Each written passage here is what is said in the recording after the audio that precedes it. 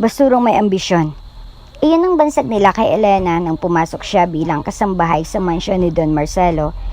Ginawa siyang utusan, pinagtawanan at tinawag na masamang amoy na aksidente ng kalye. Ngunit ngayon nasa harap na nila siya, matikas, elegante at hawak ang kapangyarihan sa kumpanyang akala nila ay sa kanila habang buhay. Patawarin mo ako, pero hindi bagay ang ganyang mukha sa opisina ng boardroom. Bulong ni Serena sabay ngising mayabang. Ngunit ang isang silyadong sobre ang inilapag na Elena sa gitna ng mesa. Bago mo ako husgahan, basahin mo muna to. Dahil baka ako pang tunay na tagapagmana. Sa akin iniwan ng. Bago ka pa lang sa channel neto, ibang kwento ni Ate Jane, istorya mo, ikwento ko. Huwag kalimutang pindutin ang notification bell at subscribe button. Malabig ang simoy ng hangin sa pier ng madaling araw. Pero hindi yun sapat para patigilin si Elena sa pagsalansa ng mga plastic na bote sa lumang sako. Mabilis ang kilos niya, mga galaw ng sanay na. Basura ang buhay nila, pero para kay Elena, bawat plastic bottle ay katumbas ng pag-asang hindi sila magugutom kinabukasan. Bino? Tawag niya sa dilim habang nililingon ang isang payat na figura na nakasandal sa isang lumang kahon. Gising ka pa ba? Mayinang sagot ng kanyang kapatid. Nanginginig ito sa ginaw, nakayakap sa lumang kumot na halos butas-butas na. Sa edad na 22, may hitsura si Bino pero hindi ito pansin ng iba. Hindi dahil sa kanyang kondisyon, kundi dahil sa amoy ng daigdig na kanilang ginagalawan. Amoy ng daing, kalawang, at nakababad na karton. Lumapit si Elena. May hawak na mumurahing plastic bag. Oh, may nakuha na ako. Tingin ko, di pa panis. Inilabas niya ang ilang tinapay na may amag sa gilid. Pinunasan niya iyon gamit ang laylayan ng kanyang punit na palda bago inabot kay Bino. Salamat nang. Bulong ng binata habang sinubo ang tinapay. Hindi masarap, pero sapat para tumigil ang pagngoy-ngoy ng kanyang sikmura. Tahimik silang kumain. Ang liwanag ng pier ay nagmumula lamang sa naglalakihang barko sa malayo at ilang ilaw sa kalye. Sa di kalayuan, may isang matandang babae ang nagkakalkal din ng basura. Napansin na Elena na tila nangingisa ito sa lamig. Sandali lang, Bino. Bulong na Elena, sabay tayo. Nang, huwag na. Baka may magnakaw sa gamit natin. Sandali lang ito. Lumapit si Elena sa matanda. Inilabas ang isa sa 2 pirasong tinapay na natira. Lola, kain po muna kayo. Bawal po yan sa basurahan. Puro laso na yan. Napalingon ng matanda. May luhang bumuo sa kanyang mga mata. Salamat, Iha. Anghel ka ba? Napangiti si Elena. Hindi po. Basurera lang. Pagbalik niya kay Bino, mas magaan ang pakiramdam niya. Kahit gutom siya, kahit nanlalamig, at kahit wala silang kasiguraduhan bukas, pinili pa rin niyang tumulong. Sa kanya, ang kabutihan ay hindi base sa laman ng bulsa, kundi sa tibok ng puso. Biglang napahawak si Bino sa kanyang ulo. Elena, sumasakit. Nataranta si Elena. Hinahinay lang. Hinga ka. Yung gamot mo nasan? Kinapaan niya ang bulsa. Wala. Nasa plastic bag? Wala rin. Diyos ko. Bulong na Elena. Nabenta ko pala kahapon para sa tinapay. Tumapa si Bino sa lapag. Nanginginig. Masakit nang. Napalingon si Elena sa paligid. Walang tao, walang pulis, walang doktor, walang ambulansya. Kailangan natin ng tulong. Bigla siyang lumuhod sa semento. Isinandal ang ulo ni Bino sa kanyang kandungan. Panginoon, Diyos ko, kung naririnig mo po ako, kahit minsan lang, pakinggan mo ako. Iligtas mo po si Bino. Ako na lang po ang pawisan. Ang gutom. Ang walang pag-asa. Huwag lang po siya. Naglapat ang kanyang mga palad. Tumingala siya sa langit. Nawala ni isang bituin. Tumula ang luha ni Elena sa pisngi ng kapatid. Niyakap niya ito ng mahigpit. Nagbabaka sakaling ang init ng kanyang katawan ay makasapat para mapakalma ito. Pagkatapos ng ilang sandali, tila himala, humupang panginginig ni Bino. Umayos ito ng higa at mihinang nagsalita. Ayos na ako, medyo. Napaluha si Elena. Salamat, Diyos ko. Ngunit sa likod ng kanyang isipan, may pumukaw ng takot. Paano kung sa susunod, hindi na ito makaligtas? Paano kung tuluyan na siyang mawalan? Hindi na pwedeng ganito. Bulong niya, kailangan kong gumawa ng paraan. Umaga na naman sa pier. Sa bawat pagdapo ng araw sa karagatan, palatandaan iyon kay Elena na may panibagong laban na naman siyang haharapin. Bitbit ang sako ng mga plastik at lata. Nagsimula na siyang mangalkal sa gilid ng highway kung saan dumaraan ang mga mamahaling sasakyan na tila walang pakialam sa mga tulad niya. Piso ang bote. Dos kung may takip. Bulong niya sa sarili. Pilit kinukumbinsi ang sarili na sapat ang kita sa araw na ito para makabili ng gamot ni Bino. Biglang may ingay ng gulong at preno, isang itim na SUV. Ang bahagyang umusad at sa katuluyang tumigil sa tapat ng tambakan.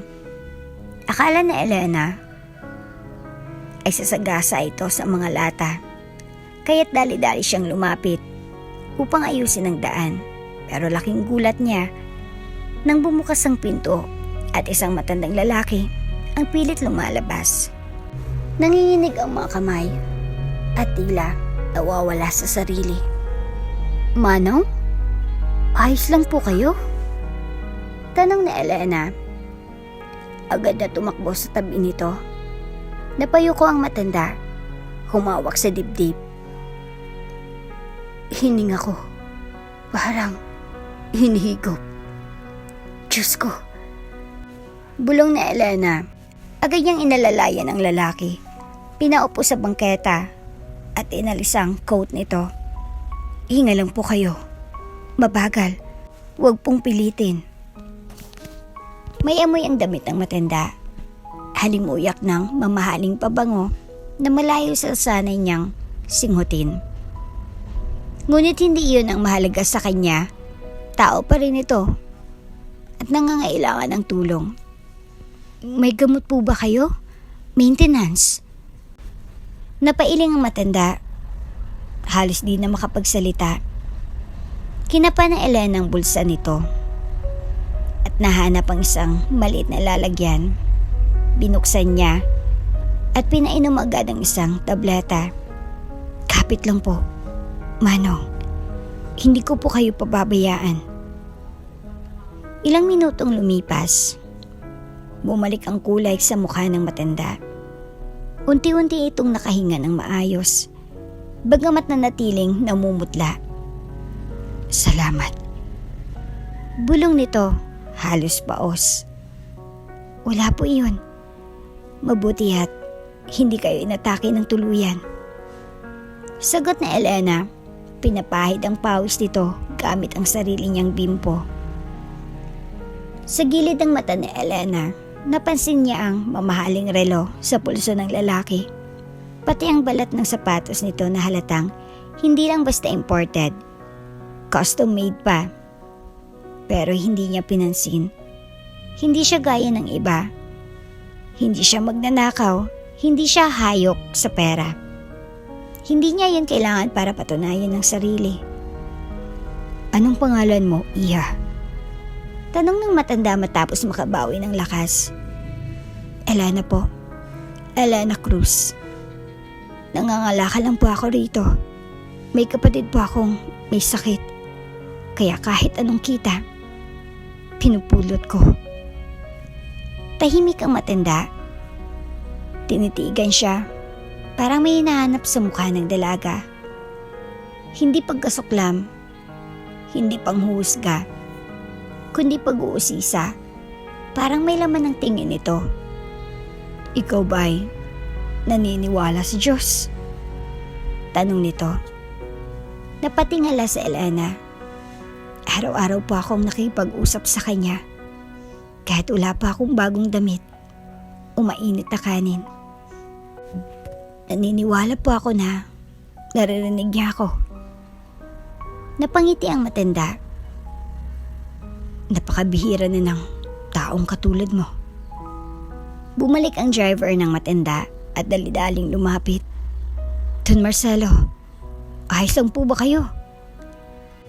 Napamaang sa Elena. Don? Ngumiti ang matanda. Oo, Marcelo Mondragon. Ngayon mo lang nalaman. Halos mabitaw ni Elena ang hawak niyang plastic. Kayo pala yung may-ari ng mga barkong nakaangkla sa pier? Yung Mondragon Maritime? Tumango si Don Marcelo. At muntik na akong mamatay sa gilid ng kalsada kung hindi dahil sa'yo. Diyos ko po. Hindi niya alam kung anong gagawin niya. Yumuko siya. Pasensya na po kung naistorbo ko kayo, Don. Hindi ko alam. Ngunit hinawakan ni Don Marcelo ang kanyang kamay.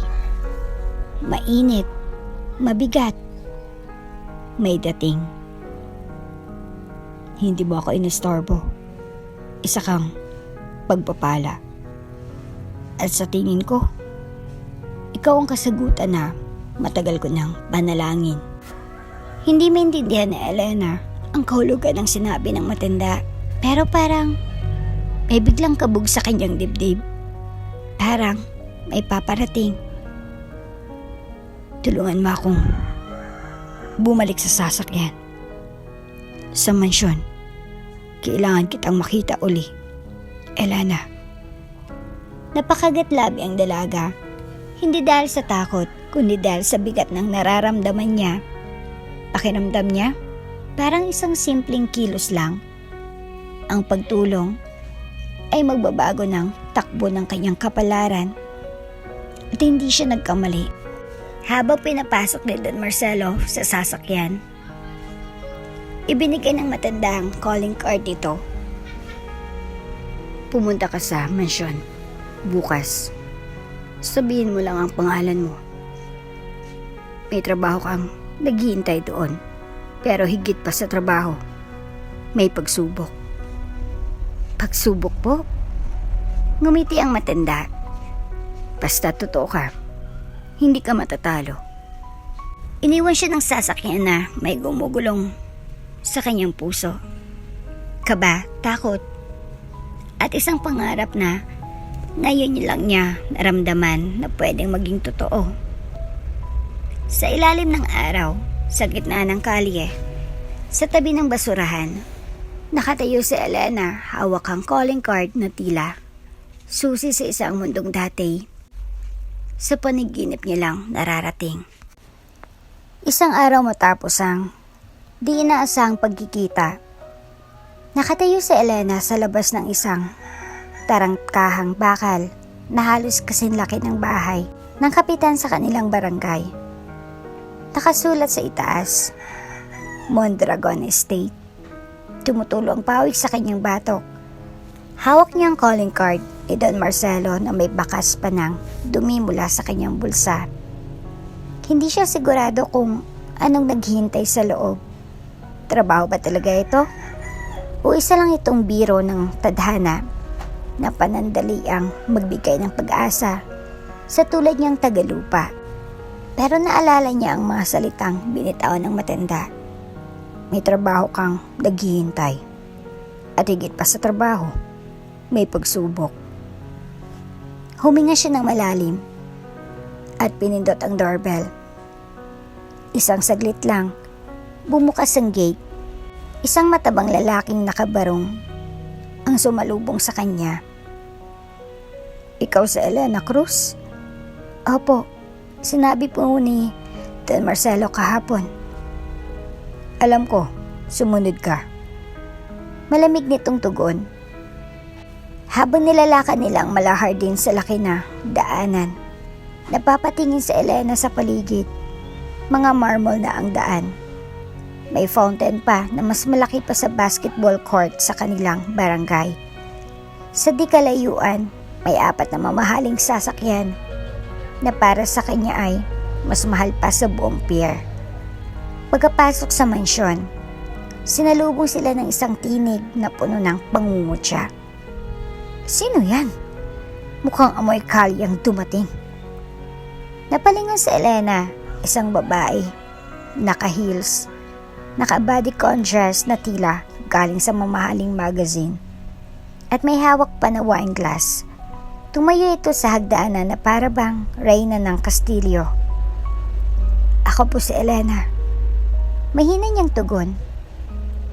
Inimbitahan po ako ni Don Marcelo. Ha? Ikaw yung sinasabi niyang tagapagligtas? Basura lang ang itsura mo. Sabay tawa ng babae. Sara na. Malakas na sigaw mula sa itaas ng hagdan. Wala kang karapatang maliitin ang bisita ko. Lahat ay tahimik mula sa itaas. Dahan-dahang bumaba si Don Marcelo. Bagamat may tungkod, matikas pa rin ang kanyang tindig. Ang bawat hakbang ay may bigat. Ang bawat tingin ay may kapangyarihan. Pasensya ka na, Iha. Sabi niya kay Elena, hindi lahat ng nasa bahay na to ay marunong rumispeto. Tumingin si Don Marcelo sa paligid. Dasan si Thomas at si Ingrid. Maya-maya, pumasok ang isang lalaki at babae.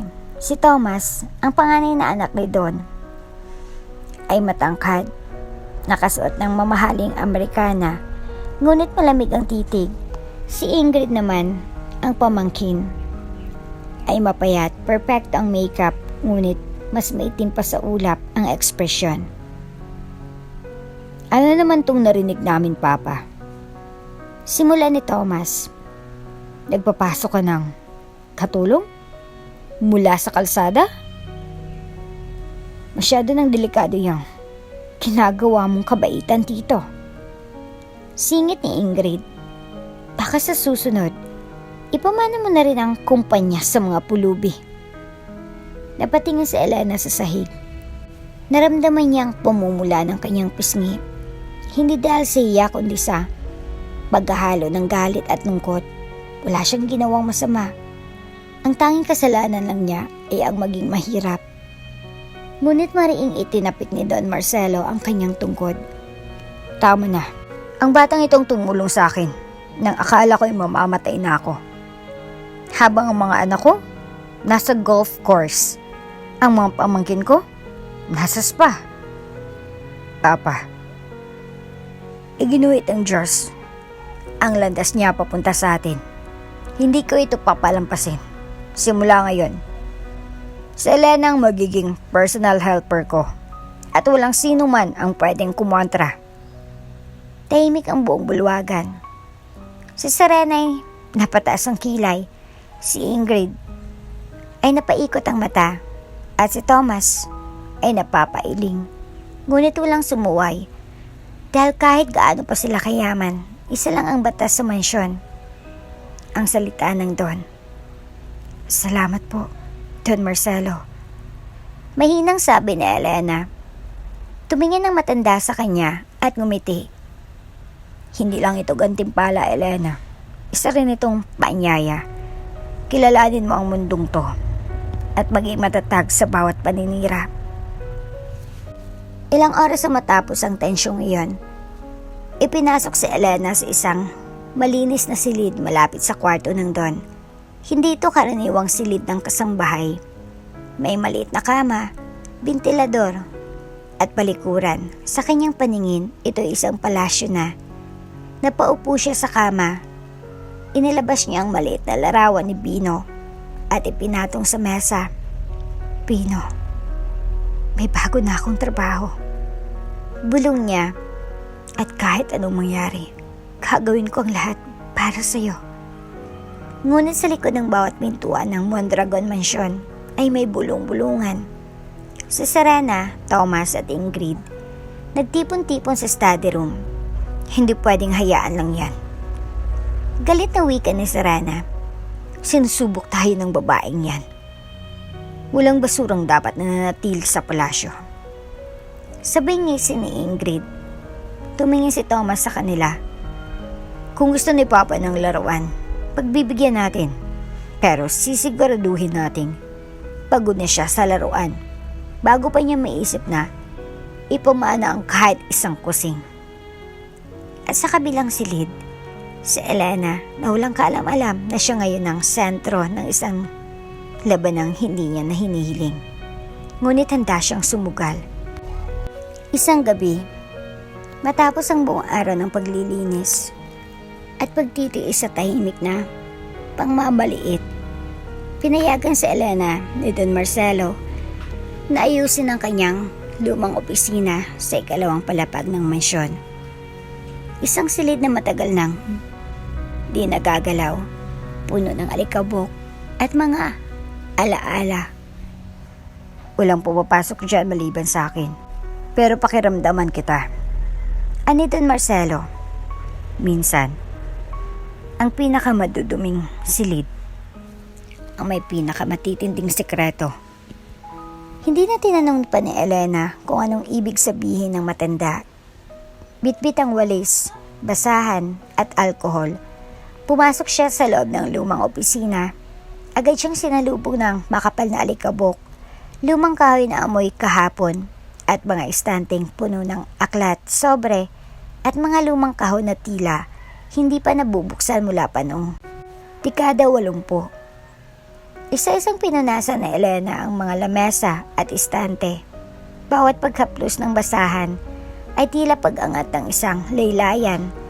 Nang lumipas na panahon, hanggang sa isang drawer ang hindi niya mabuksan. May susi itong nakakabit pa rin, ngunit may kalawang na. Dahan-dahan niya itong pinihit. Click. Bumukas ang drawer. Sa loob ay may mga lumang sobre. Nakatali sa pulang laso, isa sa mga ito ay may nakasulat, para sa tunay kong tagapagmana, kung sino man siyang makakita ng layunin ko. Napakunot noo si Elena. Hindi niya intensyong maghalungkat. Ngunit hinihila siya ng sulat na ito. Binuksan niya ito ng dahan-dahan. Sa loob, isang sulat kamay na liham. Mahal kong tagapagmana. Kung hawak mong liham na ito, marahil ay napansin mo na hindi ko itinataya ang yaman ko sa dugo o apelyedo, kundi sa puso. Sa dami ng tao, nasaksihan ko kung paano nilamon ng kapangyarihan ang mga anak at mga pamangkin ko. Ang salapi ginamit nilang panakip sa kanilang kabastusan. Ngunit hindi ito ang mundo na gusto kong iwan. Kung nararamdaman mong may saysay ang tulong sa kapwa, kaya kung kaya mong umiyak sa hirap ng ibang tao, baka ikaw nang hinahanap kong tagapagmana. Don Marcelo Mondragon. Napaiyak sa Elena, hindi dahil sa pera, kundi dahil sa mga salitang tila isinulat para sa kanya. Bagamat hindi siya sigurado kung aksidente o tadhanang dahilan ng pagkakahawak niya sa sulat. Sunod niyang binuklat ang iba pang dokumento. Naroon ang listahan ng mga scholar na pinapaaral ni Don sa mga probinsya. May talaan ng mga proyektong ipinatayo sa mga liblib na lugar, tulay, eskwelahan, libreng klinik. Sa isang sulok, may mapa pa ng isang barangay kung saan nais niyang itayo ang isang komunidad ng mulat. Isang village para sa mga batang lansangan. Hindi lang pala siya basta bilyonaryo. Bulong na Elena, may puso pala siyang hindi nakikita ng iba. Nagpatuloy siya sa paglilinis at pagbubuklat. Hanggang sa isang journal ang umagaw sa kanyang atensyon, kulay brown, may inukit na letrang M sa takip. Binuksan niya ito at nakita ang mga salaysay ng Don. Mga luha niya sa gabi ng pagkamatay ng kanyang asawa, ang kalungkutan ng hindi mapalapit sa sariling anak, at ang hinagpis ng makitang ang kayamanan niyang pinaghirapan ay unti-unting sinisira ng mga taong malapit sa kanya. Maya-maya, isang tinig ang pumutol sa katahimikan. Anong ginagawa mo riyan? Napalingon sa Elena. Nakatayo sa pinto si Don Marcelo. Hawak nito ang kanyang tungkod, ngunit ang matay malambot, hindi galit. Ako po, naglilinis lang po, at may nakita pa akong mga sulat. Pasensya na po. Lumapit ang Don. Tinignan ang sulat na hawak ni Elena. Imbis na magalit, ngumiti ito. Na-curious ka, no? Opo, pero handa po akong humingi ng paumanhin ko. Lumagpas ako sa dapat. Umupo si Don Marcelo sa kanyang upuan at tinignan ng mapapel sa lamesa. Hindi ko na tinatago yan, Elena. Alam mo ba kung bakit ko pinapasok ang silid nito sa'yo? Umiling si Elena. Dahil sa dami ng tao sa bahay nito, ikaw lang nakita kong may pakialam sa mahihirap na. Hindi dahil sa obligasyon, kundi dahil sa karanasan. Hindi mo sila minahal mula sa taas. Minamahal mo sila dahil sa isa ka sa kanila. Napalood si Elena. Don Marcelo, hindi ko po alam kung anong ibig sabihin nito. Pero, salamat po. Napakalaking karangalan pong makabasa ng mga pangarap ninyo. Tulungan mo akong may sa katuparan ang mga ito. Mahinang ngunit matatag ang boses ng Don. Hindi ko na alam kung hanggang kailan pa ako mabubuhay. At ayoko ang pangalan ng Mondragon ay mabaon sa kayabangan.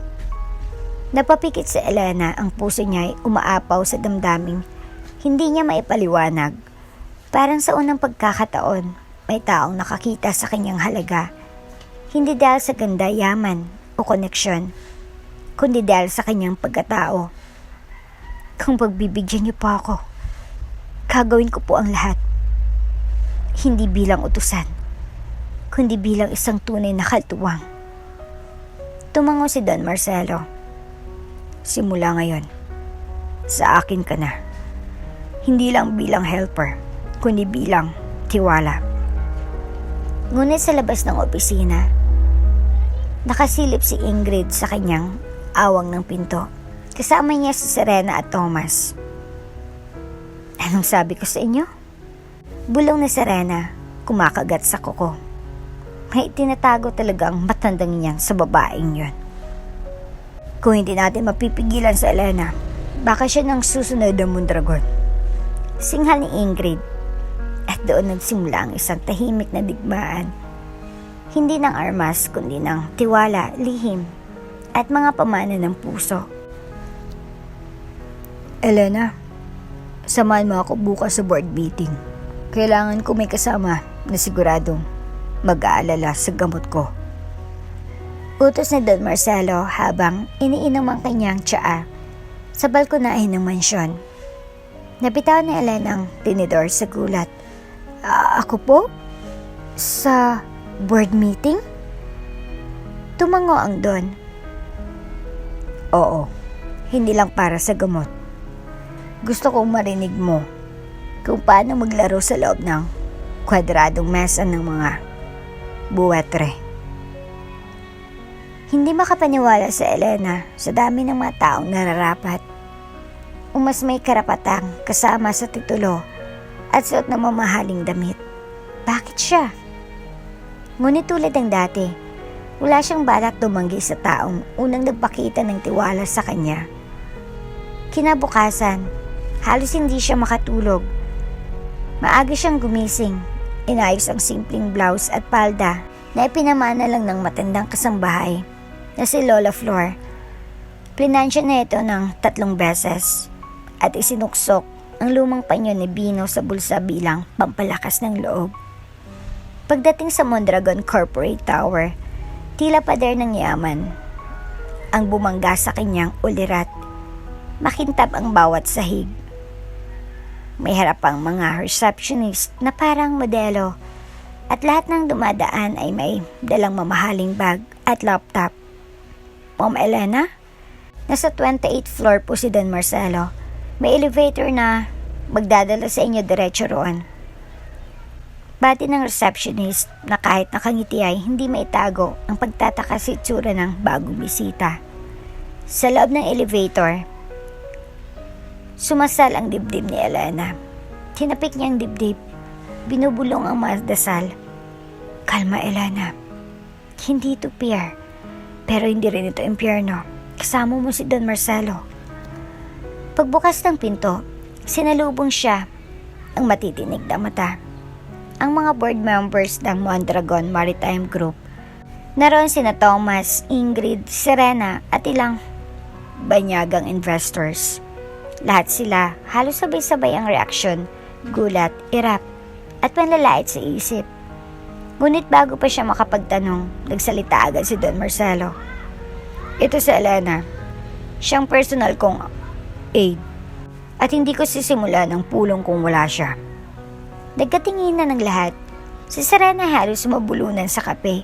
Si Thomas ay napasandal sa upuan na parang nakakita ng multo. Papanoorin lang siya. Nothing more. Dagdag ng Don. Pero wag niyong maliitin. Mas marami siyang alam kaysa sa inakala niyo.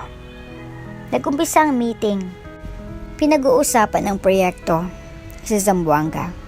Isang shipping port na pinopondohan ng mga banyagang partners. Habang naglalatag ng datos si Mr. Chu, ang senior analyst, napansin na Elena na tila may mali sa mga numero sa projector. Excuse me po. Mahina niyang bulong kay Don Marcelo.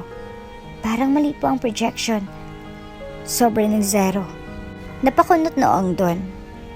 Pakiulit nga, Mr. Chu. Sir? Gulat na tanong ng analyst. Check your graph. May nagsabing sobrang 0. Namutla si Mr. Chu, binuksan ulit ang file. At totoo nga, ang 4 million projection ay nakalagay bilang 40 million. Pasensya na po. Technical error lang po. Garalgal na paliwanag ng analyst. Tahimik ang buong mesa. Tingnan nila sa Elena at pinipigilang mapahiya. Ngunit nanatiling kalmado. Who is she again? Tanong ni Mr. Santiago. Isang banyagang investor. Don Marcelo smiled. She's Elena Cruz. And from now on, she will sit in my meetings. Pagkatapos ng pulong, nilapitan siya ni Mr. Santiago. You spotted an error even my CFO didn't catch. Do you have formal training? Umiling sa Elena. Sa palengke lang po ako nagtitinda noon. Sobrang sanay lang po ako sa sukli, kilo at diskarte. Tumawa si Mr. Santiago. Street smart, impressive. Ngunit hindi lahat ay natuwa. Sa hallway na executive floor, habang patungo sila sa lounge para sa tanghalian, hinarang siya ni Ingrid. Enjoy ka ba sa pagiging alalay ng tito ko? Malamig na tanong nito. Kung akala mong papayag kaming hayaan kang pumasok sa mundo ng Mondragon dahil lang sa galing mo sa sukli, nagkakamali ka. Hindi pa ako humihingi ng pwesto. Mahinahong sagot ni Elena. Nagtatrabaho lang po ako. Exactly. Hanggang doon ka lang dapat. Ngunit bago pa siya makasagot, lumapit si Don Marcelo at tinapik ang balikat ni Elena. Let's eat. You've earned it. Habang kumakain sa private lounge, Pinanood siya ng Don habang sinisikmura ang steak na di niya alam kung baboy, baka o ginto. Sanay ka ba sa ganito? Ngumiti si Elena. Hindi po. Pero nakakatuwa. Hindi ko na kailangan magtagong kumain ng tinapay na may amag. Tumawa si Don Marcelo. Mas lalo kitang hinahangaan. Hindi dahil magaling ka lang, kundi dahil alam mong di ka kailanman mas mataas sa pinanggalingan mo. Pag-uwi nila sa mansyon, bago bumaba sa kotse, biglang nagsalita ang Don. Elena, po, mahal kita. Hindi bilang kasambahay, kundi bilang anak. Matagal ko nang gustong sabihin yan. Hindi agad nakasagot sa Elena. Nanginginig ang labi niya, para siyang tinamaan ng kidlat na may halong init ng araw. Ako po? Tumango ang Don. Kung wala mang dugo nating magkaugnay, puso ko'y buo sa paniniwalang ikaw ang anak na dapat kong pamanahan. Tumulong luha ni Elena, walang tunog, walang drama, puno ng damdamin. Sa buong buhay niya, wala pang tumawag sa kanya ng ganon, lalong hindi isang bilyonaryo, lalong hindi isang taong tunay na may malasakit. At sa likod ng bintana ng ikalawang palapag ng mansyon, muling nagmamasid sina Serena, Thomas at Ingrid. Maliwanag na. Bulong ni Thomas, papunta na siya sa trono.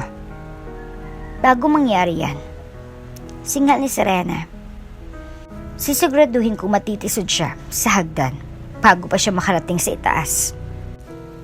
Ang Mondragon Mansion ay tila mas naging marangya sa araw na iyon. Bawat haligay may nakasabit ng mga bulaklak, may string quartet sardine, at may handang buffet na umaabot mula hanggang poolside.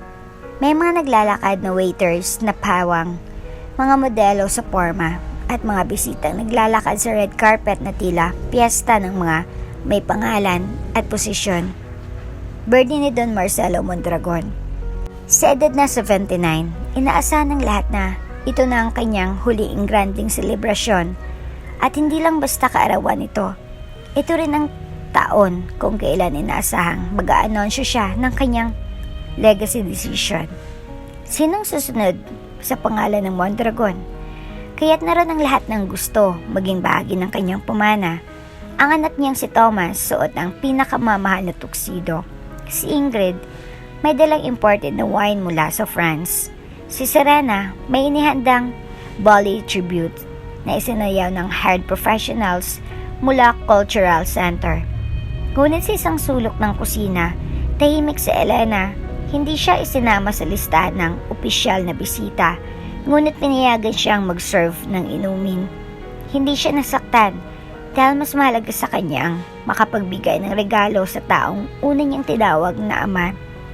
Sa kanyang maliit na kahon, nakabalot sa recycled na papel, ang isang simpleng larawan, retrato nilang dalawa ni Don Marcelo.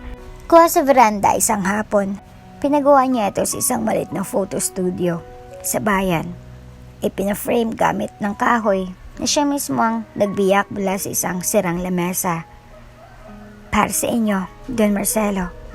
Bulong niya habang hawak ang kahon. Wala pa akong ginto, pero ito po, galing sa puso.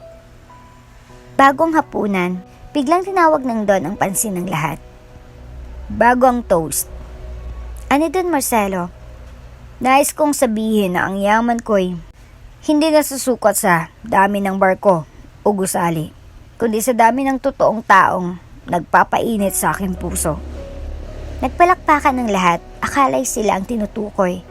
Ngunit pagligo ng Don, tinawag niya si Elena. Halika, iha. Nagulat ang lahat. Si Thomas ay napangiwi, si Ingrid ay napabulong, at si Serena ay napakagat ng labi. Dahan-dahang lumapit si Elena. Nakatungo siya, ngunit matatag ang bawat hakbang. Anong dala mo? Tanong ng Don. Ngumingiti. Tahimik niyang inaabot ang kahon. Pasensya na po kung hindi mamahalin. Binuksan na yan ni Don Marcelo sa harap ng lahat. Nang makitang larawan, natigilan siya.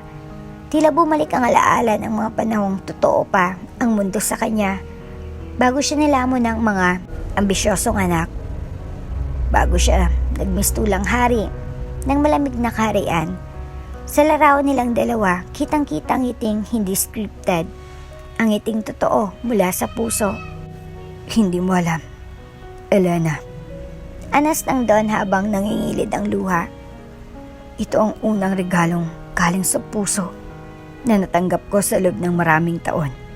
Walang halagang mamahaling regalo kung wala itong tunay na damdamin. Tiningnan niya ang mga bisita pagkatapos muling bumaling kay Elena. Lahat ng nandito may dalang yaman, pero sa Elena may dalang alaala. At iyon ang mas mahalaga sa mundong ito. Tahimik ang lahat. Ang awitin ng string quartet ay tila nagdahan-dahan. Walang kumibo. Kaya't ang masanay sa pagkukunwari, hindi makapagsalita. Ngunit hindi yun nagustuhan ng iba. Pagbalik ni Elena sa kusina, hinarang siya ni Serena. Palakpakan! Ang basura queen. May retrato. Bulong nito, sarkastiko. Anong susunod? Titirahan ka na sa mansyon? Hindi ko intensyong agawan kayo. Mahinang sagot ni Elena. Di mo kailangan magnakaw, Elena. Nakukuha mo ang loob ng matanda sa kawa-awang mukha mo. Napakatalino mo pala. Ngunit bago pa makalayo si Serena, dumating si Don Marcelo. Narinig ko yan, Serena. Uncle, ang respeto, hindi binibili sa brand ng sapatos. Sa Elena, marunong rumespeto. Ikaw, dapat matutong magpakumbaba. Nag-init ang mukha ni Serena, ngunit hindi siya sumagot. Kinagabihan, pumasok si Elena sa silid niya.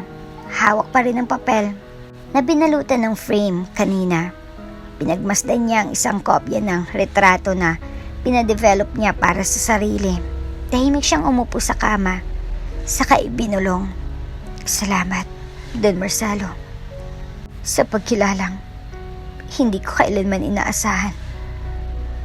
Ngunit sa kabila ng dulo ng mansyon, hindi katahimikan ng nangingibabaw. Sa loob ng study, nagkakagulo sina Thomas, Ingrid, at Serena.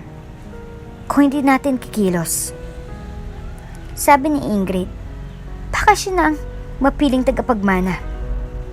Hindi yan mangyayari. Singhal ni Thomas. Hindi ko hayaang isang hamak na basurera ang kumuha ng posisyong dapat para sa tunay na Mondragon. Then, what do we do? Tanong ni Serena, may takot at inggit sa tinig. We do what needs to be done. Malamig na sagot ni Thomas. At habang natutulog si Elena, may paparating na unos na hindi niya kailanman pinaghanda ang harapin. Sigurado ka bang ayos lang po kayong bumiyahe? Tanong ni Elena habang tinutulungan si Don Marcelo sa sasakyan. Isang business trip sa Cebu ang nakatakdang puntahan ng Don para pirmahan ng kontratang matagal yun ng pinaghandaan. Ngumiti ito.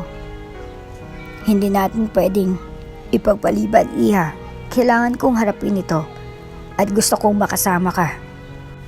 Pero po yung huling ECG, hindi ako papayag na ang huling lakad ko ay walang saysay. Kung ito ng huling biyahe ko, gusto kong bitbit ang tiwala sa'yo. Napalunok si Elena, may kung anong kaba sa dibdib niya. Ngunit hindi niya yun ipinakita. Hinawakan niyang braso ng Don. Marang inalalayan sa loob ng eroplano. Hindi niya alam na ang mga hakbang na iyon ang huli niya nang gagawin bilang alalay. 3 araw sila nasa Cebu.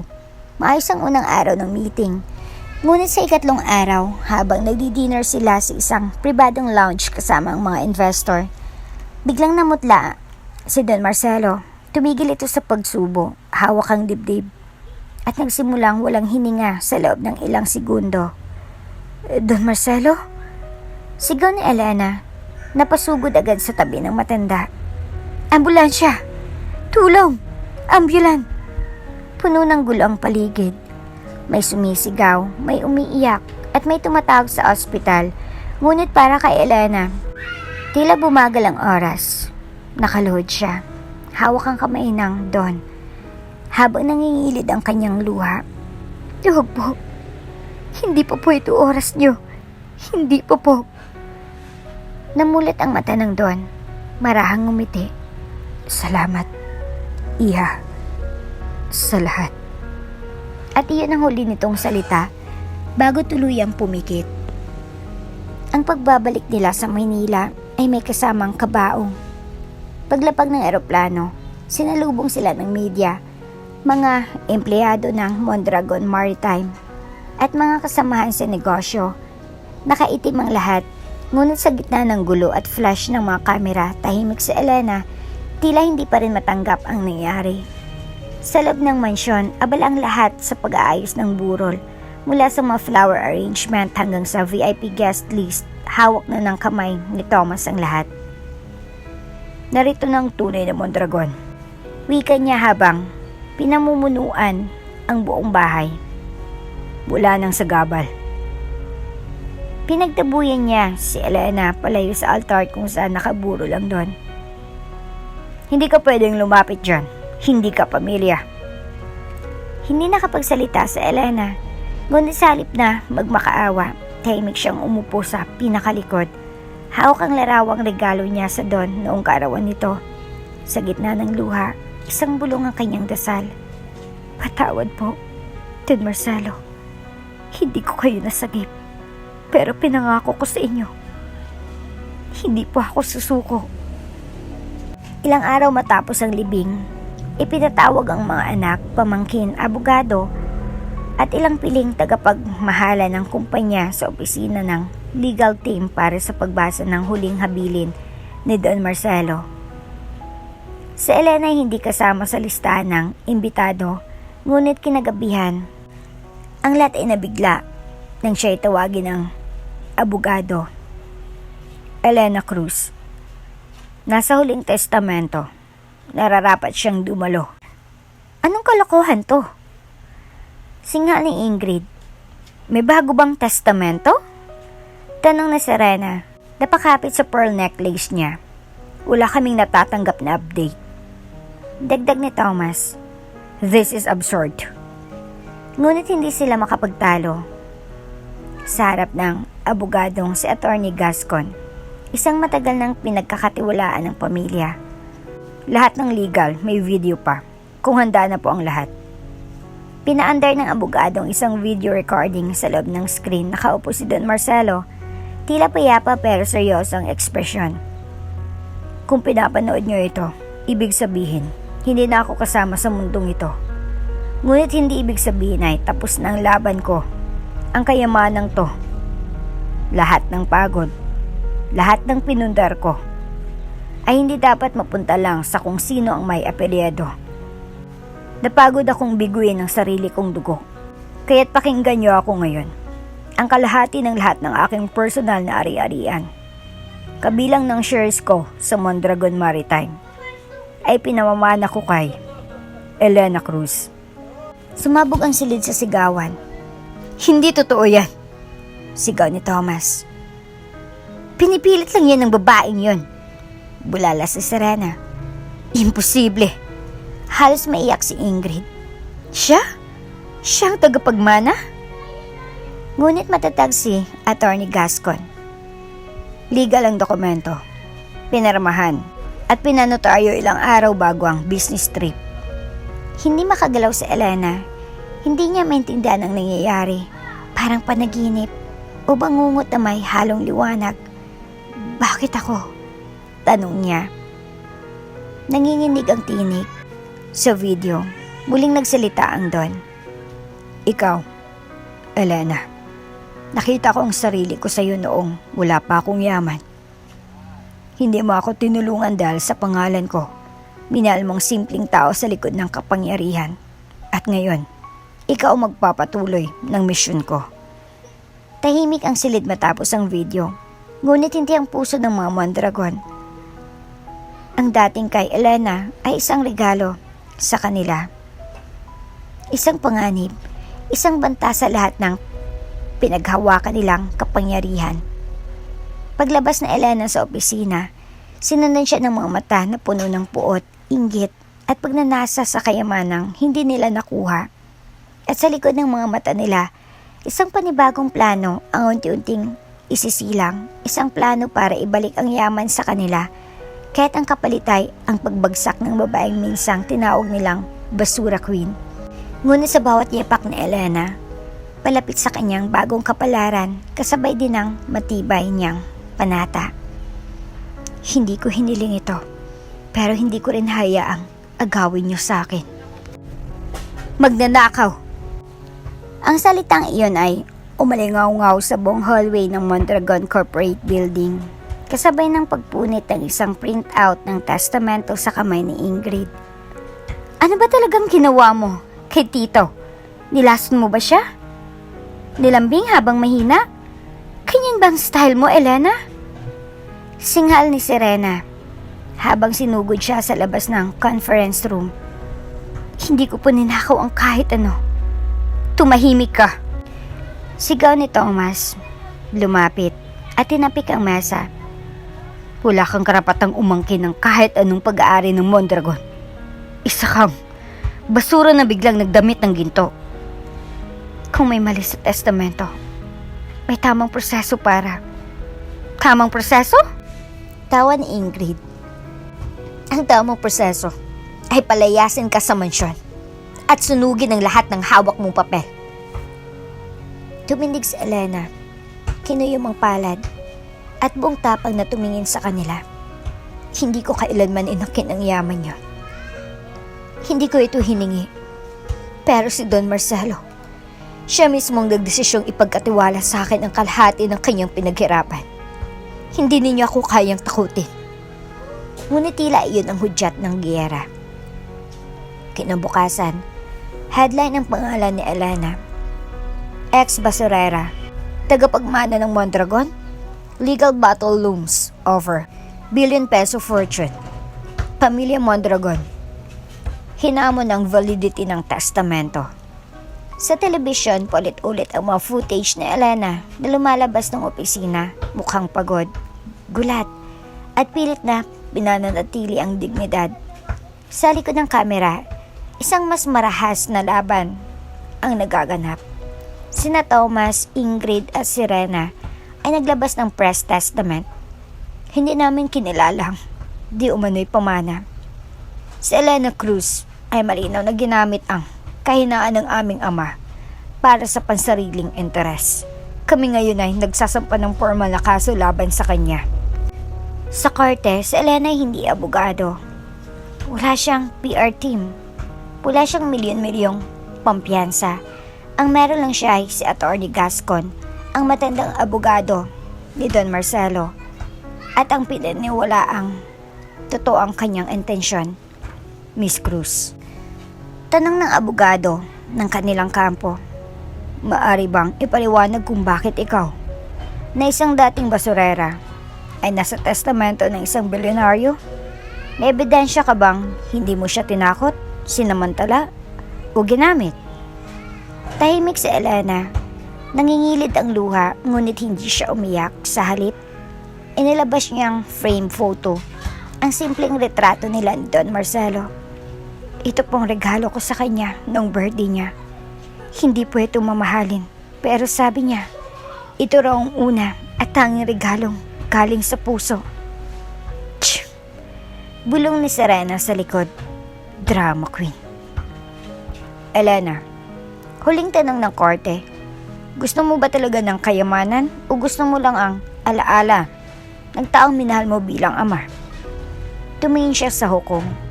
Kung pwede ko lang pong ibalik ang buhay niya kapalit ng kahit anong ari-arian, matagal ko nang ginawa. Pero ang iniwan po niya sa akin, hindi lang po testamento, kundi tiwala, at hindi po yun nananakaw. Sa labas ng korte, habang papalabas siya, may naghagis ng papel sa mukha niya. Isa itong flyer ng tabloid. Elena, gold digger o inosente. Kasunod nito ang mapanirang article na si Elena raw ay anak ng kriminal na dati raw siyang escort sa pier na may love affair daw sila ni Don Marcelo. Muntik na siyang mabuwal. Sa sobrang bigat ng nararamdaman, hindi na lang ito tungkol sa pamana, isa na itong pagwasak sa pagkatao niya. Isang gabi sa mansyon, habang nag-iimpake siya ng ilang gamit, dahil ayon sa pansamantalang kautusan ng korte, wala muna siyang karapatang manirahan doon. Pumasok si Lola Flor. Iha, hindi ka nag-iisa. Umiyak si Elena. Napaupo sa kama. Lola, bakit ganito? Akala ko po, kapag mabuti ka, may gantimpala. Pero bakit parang ang kabutihan ng kinagantihan ng galit? Hinawakan ni Lola Flor ang kanyang kamay. Sa mundo ng mayayaman, ang kabutihan ay senyalis ng kahinaan. Pero sa totoo, yun ang tunay na yaman. Kaya kapit lang anak, darating ang panahon, mabubunyag din ang lahat. At dumating ang araw na iyon. Sa isang closed door hearing, ipresenta ni Attorney Gascon ang huling alas, isang video footage na hindi pa nakikita ng publiko. Isang hidden camera footage mula sa loob ng opisina ni Don Marcelo. Isang linggo bago siya pumanaw, nandun si Don Marcelo kausap si Elena. Don Marcelo, kung sakaling mawala ako, baka lapastanganin ka nila. Pero huwag mong bibitawan, Elena. May mga lihim ang pamilya ko.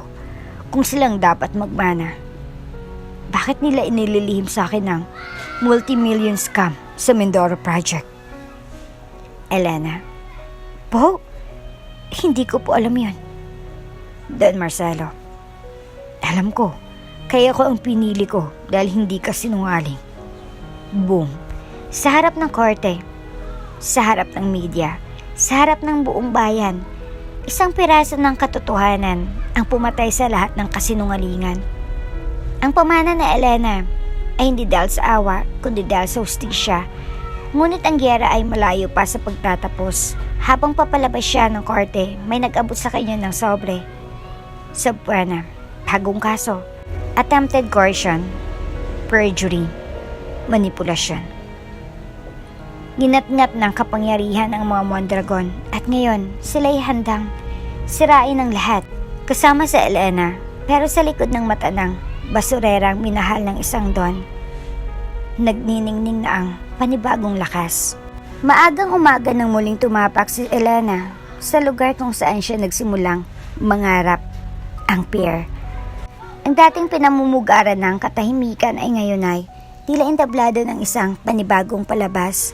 Habang papalapit siya sa barong-barong na pinagtaguan nila noon ni Bino, narinig niyang bulungan, ang mga halakhak at ang malalakas na sut-sut ng mga kapitbahay. Siya na ba yun? Bulong ng isang tenderang matanda. Oo, yan yung basurerang lumabas sa TV, yung tagapagmanang sinampahan ng kaso. Sagot ng isang binatilyong nagbabenta ng fishball. Nakatayo sa harap ng lumang barong-barong na Elena. Wala nang dingding ang isang bahagi. Ang yero ay kinakalawang at ang sahig ay basa ng putik. Ngunit para sa kanya, ito ang kaisa-isang tahanang may alaala ng mga panahong totoo. Ang bawat yakap ni Bino, ang bawat subo ng tirang tinapay, at ang bawat panalangin sa ilalim ng liwanag ng buwan. Niyakap niya ang sarili. Wala nang mansyon, wala nang marangyang kainan, silid na may aircon, o damit na hindi hiniram. Balik siya sa pagiging Elena Basurera. Ngunit hindi na siya ang parehong Elena. Makalipas ang ilang oras, may maririnig na mga busina at sigawan sa labas. 3 van ng media ang huminto. Lumabas ang mga reporter, dalang mikropono, kamera, at mapanghusgang tanong. Miss Elena, totoo bang gumamit ka ng panlilin lang para mapasakamay ang yaman ni Don Marcelo? Anong pakiramdam ng bumalik sa barong-barong? Masarap ba maging ex-heirs? Peke ba ang testamento gaya ng sinasabi ng Mondragon siblings? Hindi siya sumagot. Tahimik siyang pumasok sa loob ng barong-barong at isinara ang kortinang gawa sa lumang kumot. Ngunit hindi siya tinantanan. Pinapalibutan siya ng kamera sa labas. Kinukunan siya habang naglalaban ng damit. habang nagsasaing gamit ang uling, habang nag-iigib ng tubig. Sa social media, mas malupit ang mundo. From maid to mayaman to mahirap ulit. Hala, ang bilis ng plot twist. Si Elena, sobrang fake. Akala mo kung sinong Mother Teresa, yun pala gold digger. Basura queen, trending. Kahit yaman di nagtatagal sa Yuday. Bakit ang mga dati niyang taghanga ay unti-unti nang nananahimik? Nagbago ang tono o tuluyang bumaliktad. Ang mundo ay mabilis tumalikod kapag wala ka ng kinang. Minsan, habang namumulot siya ng plastic na bote, may dumaan na batang nakasakay sa bisikleta. "Tita Elena!" sigaw nito. "Idol kita!" Sabay abot ng candy. Ngumiti si Elena sa gitna ng mga luha. "Salamat, iha." Ngunit isang saglit lang, isang ginang ang umila sa bata. "Huwag kang lumapit sa kanya. Baka matulad ka dyan. Ambisyosa." Gabi na nang bumisita si Lola Flor, bitbit ang maliit na kalderetang may ulam. "Pasensya ka na't. Ito lang ang kaya ko." Aniya. "Lola," napaiyak si Elena. "Hindi ko po alam kung bakit ang totoo. Pinaparusahan." Hinaplos ni Lola Flor ang kanyang likod. "Hindi ka pinaparusahan. Pinapanday ka. Kapag ang bakal ay gustong patibayin, inilulubog ito sa apoy. Ikaw, Elena, ikaw ay ginagawang espada." Tumango siya, ngunit sa loob-loob niya, ang sakit ay hindi niya alam kung kailan huhupa. Kinabukasan, habang tahimik siyang namumulot ng basura, isang lalaking nakaitim na jacket ang lumapit. "Elena Cruz?" Tumingala siya. "Sino po kayo?" "Galing ako sa tanggapan ng isang confidential benefactor. May gusto pong kumausap sa'yo. Isang tao na naniniwala sa'yo." Napakunot ang noo niya. "Sino?" "Hindi ako pwedeng magsabi, pero kung gusto mong bumangon ulit, sumama ka." Sa kabila ng dako naman, sa loob ng Mondragon Mansion, nakaupo si Thomas sa harap ng TV. Nakita niyang clip ng panayam kay Elena habang iniinsulto ng media. "Good." Wika niya. Unti-unti nang nabuburang simpatya sa kanya. Lumapit si Ingrid, dala ang tablet. "Tingnan mo, may anonymous investor na nagsimulang bumili ng shares sa Mondragon Maritime. Konti pa lang, pero consistent ang galaw. Maghanap ng pangalan.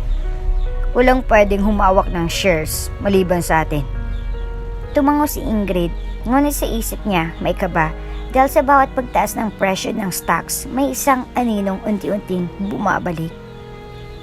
Samantala sa loob ng lumang silid sa pier, humarap si Elena sa salamin. Wala siyang makeup, wala siyang mamahaling damit, wala siyang kahit anong simbolo ng kapangyarihan. Ngunit sa likod ng matang pagod, may liwanag ng determinasyon. Bumunot siya ng lumang sobre.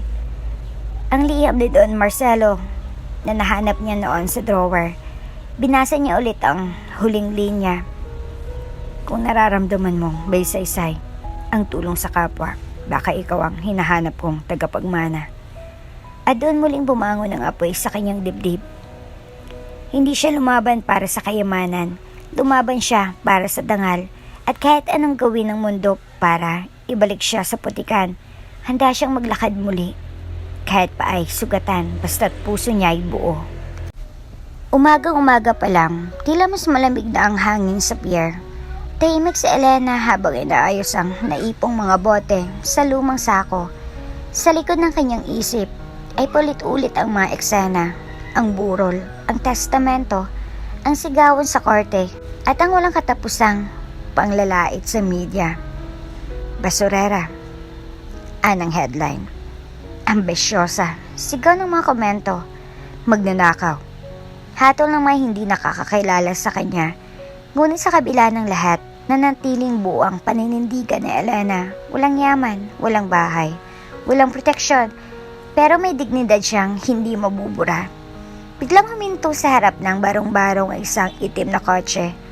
Nagbaba ng bintana ng driver at may ibinulong sa loob, bumukas ang pinto. Isang lalaking nasa mid-30s ang bumaba. Matangkad, disante, Naka-long sleeves at salamin. May dala siyang attache case at seryoso ang mukha. Napalingon ng mga tambay sa paligid. Sino naman ito? Lumapit ang lalaki kay Elena. Miss Elena Cruz? Tiningnan siya na Elena mula ulo hanggang paa. Opo. Sino po sila? Ako po si Attorney Franco Ramirez, dating close-in legal counsel ni Don Marcelo. Nakausap niyo na po siguro ang isa sa mga kasama ko, pero gusto ko pong personal na makipag-usap sa inyo ngayon. Napakunot noo si Elena. Bakit ngayon lang po kayo lumapit? Dahil ngayon ko lang nalaman kung gaano ka kalalim ang kasinungalingan ng mga Mondragon. Sagot ni Attorney Franco, may tinig na may halong galit at pagsisisi. At ngayon, handa na akong lumaban para sa Don at para sa iyo. Sa loob ng isang maliit na karinderya sa tabi ng pier, naupo sila sa isang sulok. Humigop ng mainit na kape si Elena habang nakikinig sa salaysay ni Attorney Franco. Alam mo ba, Elena? Panimula nito, na ilang taon bago siya pumanaw, may pinapagawa na si Don Marcelo na bagong will. Iba ito sa lumang version na hawak ni na Thomas, pero hindi niya ito agad na isapinal dahil may kinakatakutan siya. Kinakatakutan? Tanong ni Elena. Tinatakot siya ng sarili niyang anak, si Thomas. Alam niyang pinagmukhang wala na siyang kakayahang magdesisyon. May mga pinirmahan ng Don noon habang nilalagnat. At ginagamit yon ngayon para palabasin na hindi na siya nasa tamang pag-iisip. Napakayam ang kamo ni Elena. Kaya pala ganun na lang ang galit nila sa akin. Dahil ako ang simbolo ng tinanggihan nilang kontrol. Tumango si Attorney Franco. At ngayon, gusto kong tulungan kang ipaglaban ang lehitimong testamento. May hawak akong mga dokumento, video recordings, at testimonya ng dating mga tauhan ni Don Marcelo. Lahat yun. Magpapatunay na ikaw ang legal na tagapagmana. Bakit mo po ito ginagawa? Tanong ni Elena. May halong duda. Anong makukuha niyo sa pagtulog sa akin? Tahimik si Franco. Saglit siyang tumingin sa malayo bago sumagot. Utang ko to sa Don. Isa siya sa ilang taong naniwala sa akin noong ako'y bagong abogado pa lang. Pinalaki niya akong may integridad, pero pinili kong manahimik ng ilang taon. At ngayong alam kong pinatay nila ang alaala niya, hindi na ako papayag. Tumulang luha ni Elena. Hindi niya inaasahan na sa gitna ng kawalan, may magpapakita ng liwanag. Kinagabihan, muling bumalik si Elena sa barong-barong. Ngunit sa pagkakataong ito, dala niyang isang sobre mula kay Attorney Franco. Nandun ang listahan ng mga assets na pansamantalang nakatenga dahil sa dispute. Pati ang mga kopya ng updated video will. Napaupo siya sa gilid ng kama. Nilabas ang larawang kasama si Don Marcelo. Don, may isa pang taong naniniwala sa akin. Siguro po, may laban pa talaga ako. Kinabukasan, isang press conference ang ikinagulat ng media sa isang law office sa Makati. Lumantad si Attorney Franco, hawak ang mga dokumento. Good afternoon. Ako po si Attorney Franco Ramirez at ako po ang dating legal counsel ni Don Marcelo Mondragon. Narito ako upang linisin ang pangalan ng aking dating kliyente at suportahan si Elena Cruz, ang legal na tagapagmana ng kalahati ng Mondragon na estate. Tila sumabog ang internet. Bakit ngayon lang lumabas ang abogado? May bagong testamento? Totoo kaya to? Elena, bumangon na naman. Mondragon siblings. May dapat bang ikabahala? Habang pinagpipistahan sa balita ang revelasyon ngayon, sa loob ng mansyon, halos mabasag ang baso sa kamay ni Thomas. Pahigain niyang si Franco na yan. Sigaw niya. Hindi yan makikialam sa yaman ng Mondragon. Ngunit kahit ano pang sigaw niya, hindi na mapipigilan ang alon ng katotohanan. Samantala, si Elena ay muling bumalik sa korte. Hindi na bilang pinapalayas, kundi bilang humahawak ng bagong pag-asa. Bitbit niyang ebidensya ang suporta ng dating abogado ng Don. At higit sa lahat, ang tibay ng loob. Pagpasok sa hearing room, tinawag siya ng isa sa mga media. Elena, handang-handa ka na bang lumaban ulit? Tumingin siya at sa unang pagkakataon sa maraming linggo, ngumiti siya. Hindi lang ako lalaban. Ipagtatanggol ko ang pangalan ng taong naniwala sa akin at ng lahat ng tulad kong pinagtatawanan ng mundo. Tahimik ang loob ng courtroom. Maging ang maririnig na tunog ng aircon ay tila nawala sa bigat ng tensyon. Sa likod ng courtroom, nakaupo si Elena, tanga ng kanyang panyo.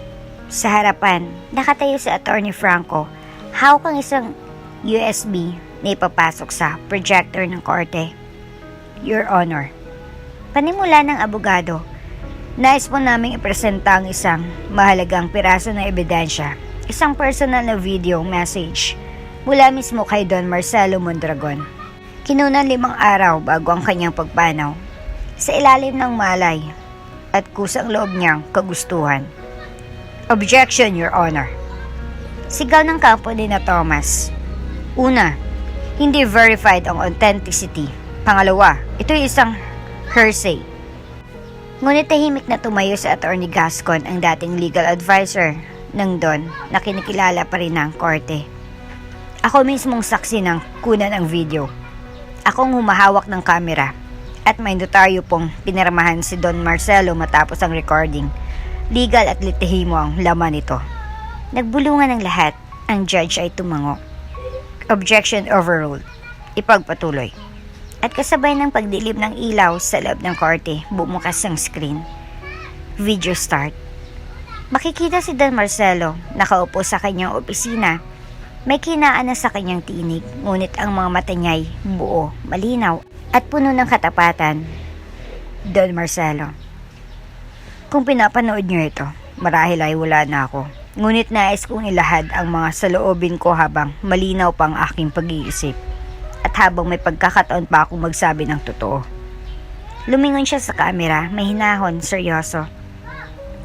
Si Elena Cruz ay hindi dugo ng aking dugo. Ngunit sa puso ko, siyang anak na hindi ko nagawang palakihin.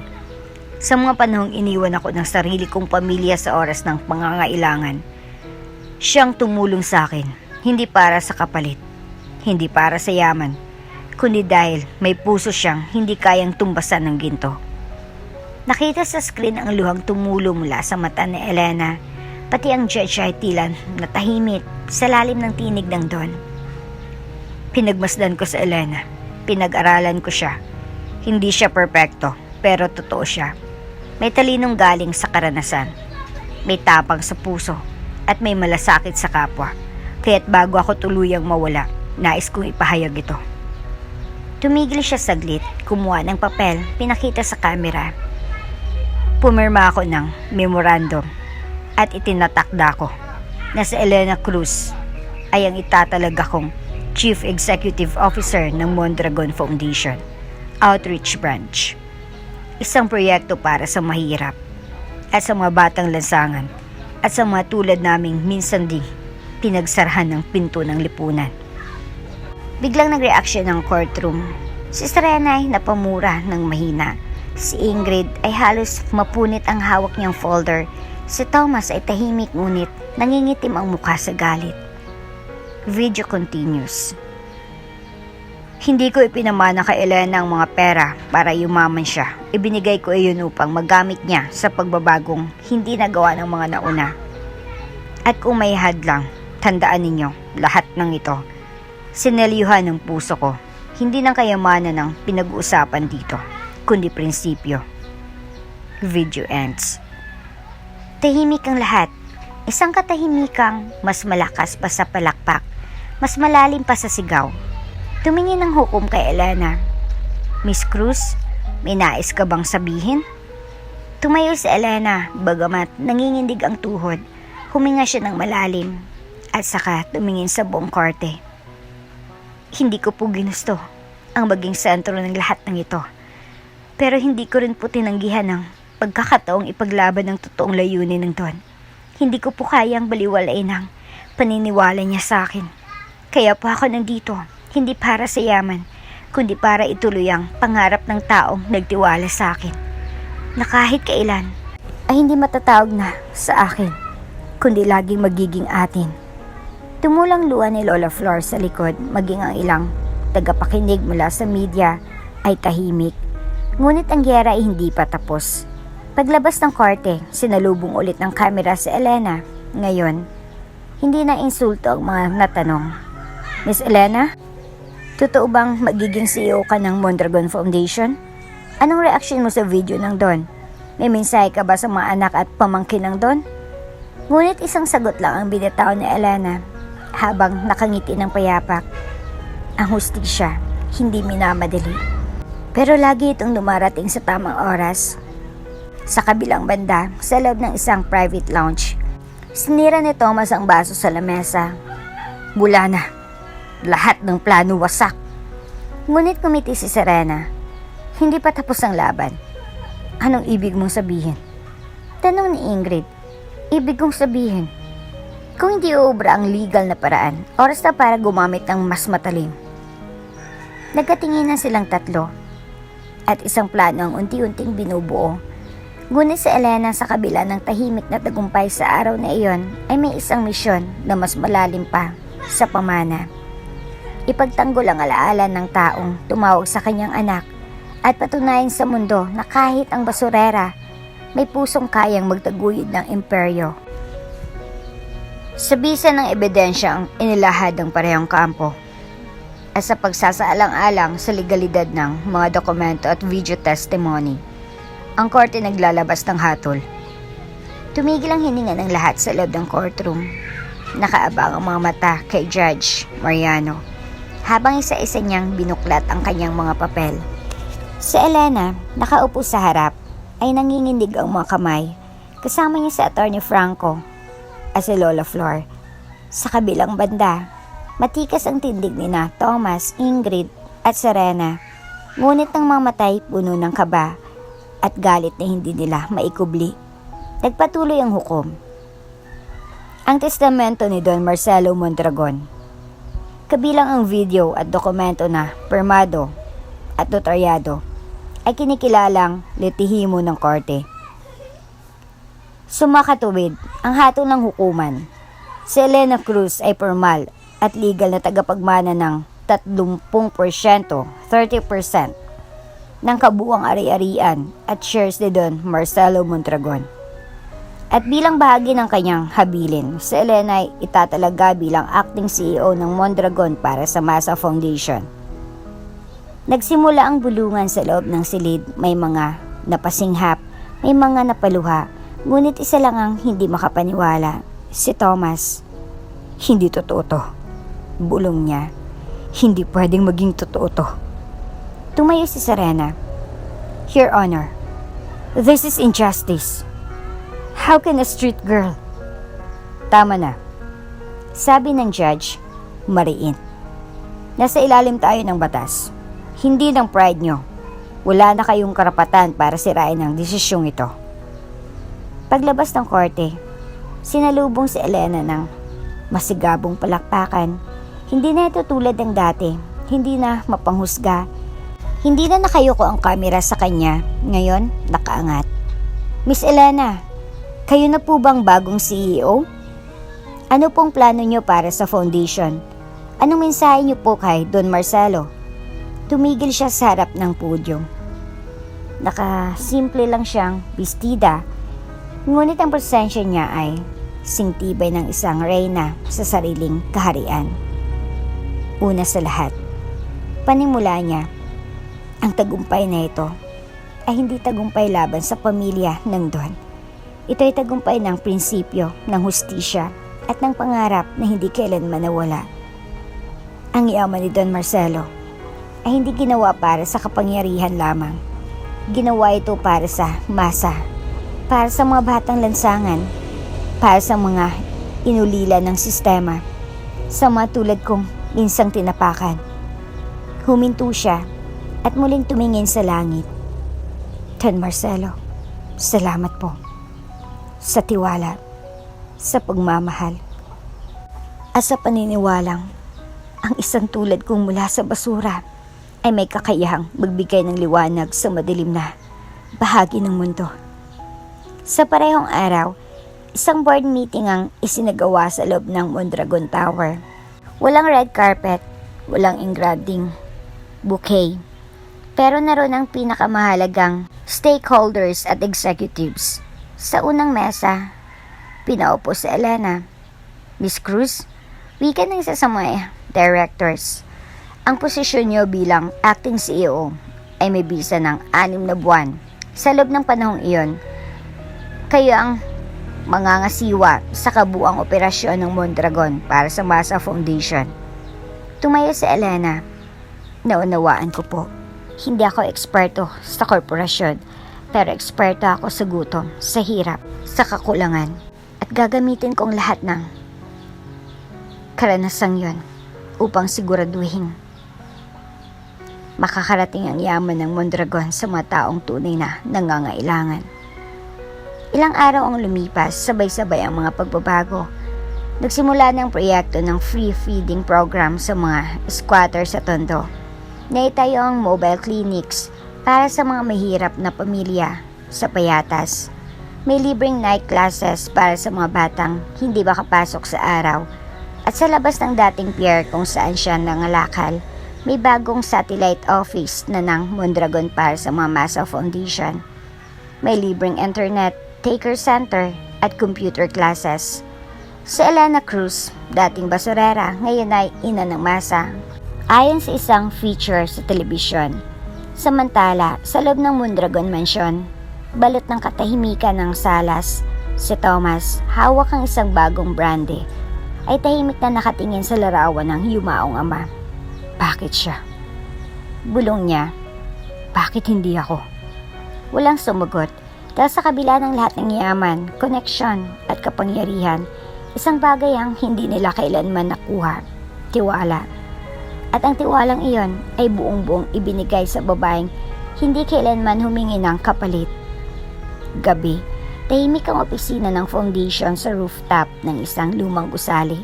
Nakaupo si Elena, suot ang simpleng polo at black slacks. Habang tinitigan ng lumang larawan nila Don Marcelo, hindi ko po alam kung tamang lahat ng ginagawa ko. Mahina niyang bulong, pero ginagawa ko po ito para sa inyo, para sa pangarap niyo. Pumasok si Attorney Franco. Ready ka na ba para bukas? Tumango si Elena. Anong meron? Formal na ang launching ng national campaign ng foundation mo. Lahat ng media, lahat ng partner LGUs. Ikaw magsasalita. Napangiti si Elena, may bahagyang kaba. Hindi ako sanay sa spotlight. Pero ikaw ang liwanag, Elena. At oras na para magliwanag ka, hindi lang para sa sarili mo, kundi para sa lahat ng nawala ng boses. Tumango siya. Sige, laban na. At sa unang pagkakataon, hindi na siya kinakabahan dahil alam niyang ang laban na ito, hindi na para sa kanya lang. Ito'y para sa masa, para sa lahat ng sinabing hindi sapat, at para sa pangakong iniwan ng isang ama. Hindi na ganito ang dati. Ang bawat hakbang ni Elena sa dating pier kung saan siya namulot ng basura, isang buntong hiningang pumipigla sa kanyang dibdib. Hindi na siya nakayuko. Hindi na siya hawak ang sako ng plastic. Hindi na siya nagtataas ng kamay para humingi ng tira-tira sa mga naglalakad. Ngayon, hawak niya ang plano ng bagong proyekto at sa tabi niya si Attorney Franco, ilang engineer, at isang team ng social workers mula sa Mondragon para sa Masa Foundation. Ito na ba yung lote, Miss Elena? Tanong ng isang engineer. Tinuturo ang dating barong-barong na halos giba na sa kalumaan. Tumango siya. Oo, tiyan ako tumira noon. Tiyan ko nakita ang gutom ni Bino, ang sigaw ng mga batang walang almusal, at ang mundong walang kinilala, kundi ang may pera. Bumuntong hininga siya. Kaya dyan din magsisimula ang bago nilang umaga. Pagkalipas ng 2 linggo, nagsimula ng construction ng libreng feeding center at education hub para sa mga batang basurero ng pier. May sariling kusina, may silid-aralan, may pahingahan para sa mga magulang na manggagawa, At sa pintuan, isang malaking karatula ang isinabit. Tahanan ni Marcelo para sa mga batang walang ina, walang ama, pero may pangarap.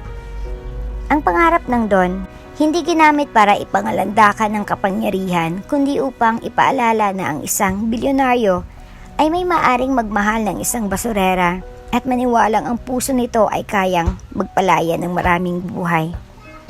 Isang umaga, habang binibisita ang lugar, may lumapit na batang lalaki, marumi ang damit, may gasgas sa tuhod. Tita Elena? May hinang tawag nito. Lumingon siya at agad kinilalang bata. Si Migs, ang anak ni Aling Teria na dati kaagaw niya sa isang supot ng pandesal sa basura. Migs! Napaluhod siya at niyakap ang bata. Ayoko na pong maghanap ng pagkain sa tambakan. Bulong nito, pwede na po ba akong kumain dito? Ngumiti si Elena, puno ng luha ang mga mata. Higit pa dyan ang pwede mong gawin. Pwede kang kumain, magbasa, magsulat, mangarap. At sa loob ng center, kasamang ibang bata, si Migs ang unang kumain ng mainit na lugaw, hindi mula sa tira-tira, kundi mula sa pagmamalasakit. Sa kabilang banda, si Bino ay nakakonfine sa isang private therapy center sa Quezon City. Elena. Bulong ni Bino habang tinutulungan siyang maglakad ng physical therapist. Hindi ko alam kung anong ginawa mo, pero salamat. Umupo si Elena sa tabi niya. Bino, sa bawat gabi na hindi kita kayang ipagamot, ipinangako ko sa sarili ko, darating ang araw na hindi na kita hayaan na mangisay sa lamig, sa sakit, sa takot. Ngayon, pwede na nating simulan ang panibagong buhay. Pumatak ang luha ni Bino. Hindi ako mahihiyang sabihin, ikaw ang bayani ko, Ate Elena. Habang naglalakad siya pauwi mula sa therapy center, napalingon si Elena sa billboard sa EDSA. May ad ng foundation, may litrato niya at may nakasulat. Minsang tinawag na basura. Ngayon ay tagapagligtas ng masa. Pero hindi siya ngumiti sa billboard. Ngumiti siya sa kanyang anino sa salamin ng bus station dahil alam niyang ang tunay na tagumpay ay hindi makikita sa taas ng billboard, kundi sa lalim ng epekto sa puso ng mga tao. Kinabukasan, dumalaw siya muli sa pier. Ngayon ay tapos na ang unang bahagi ng center. May ribbon cutting ceremony, laro ng media, ang LGU, ilang dating kasamahan sa foundation at libu-libong residente ng komunidad na minsang nagbansag sa kanya ng Basura Queen. Magandang umaga po sa inyong lahat.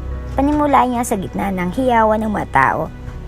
Alam kong hindi niyo ito inaasahan, marahil mas pinaniwalaan niyo noon ang mga headline kaysa sa katotohanan. Pero heto ako, bumalik. Hindi para magyabang, kundi para tumupad sa pangako. Tumingin siya sa langit.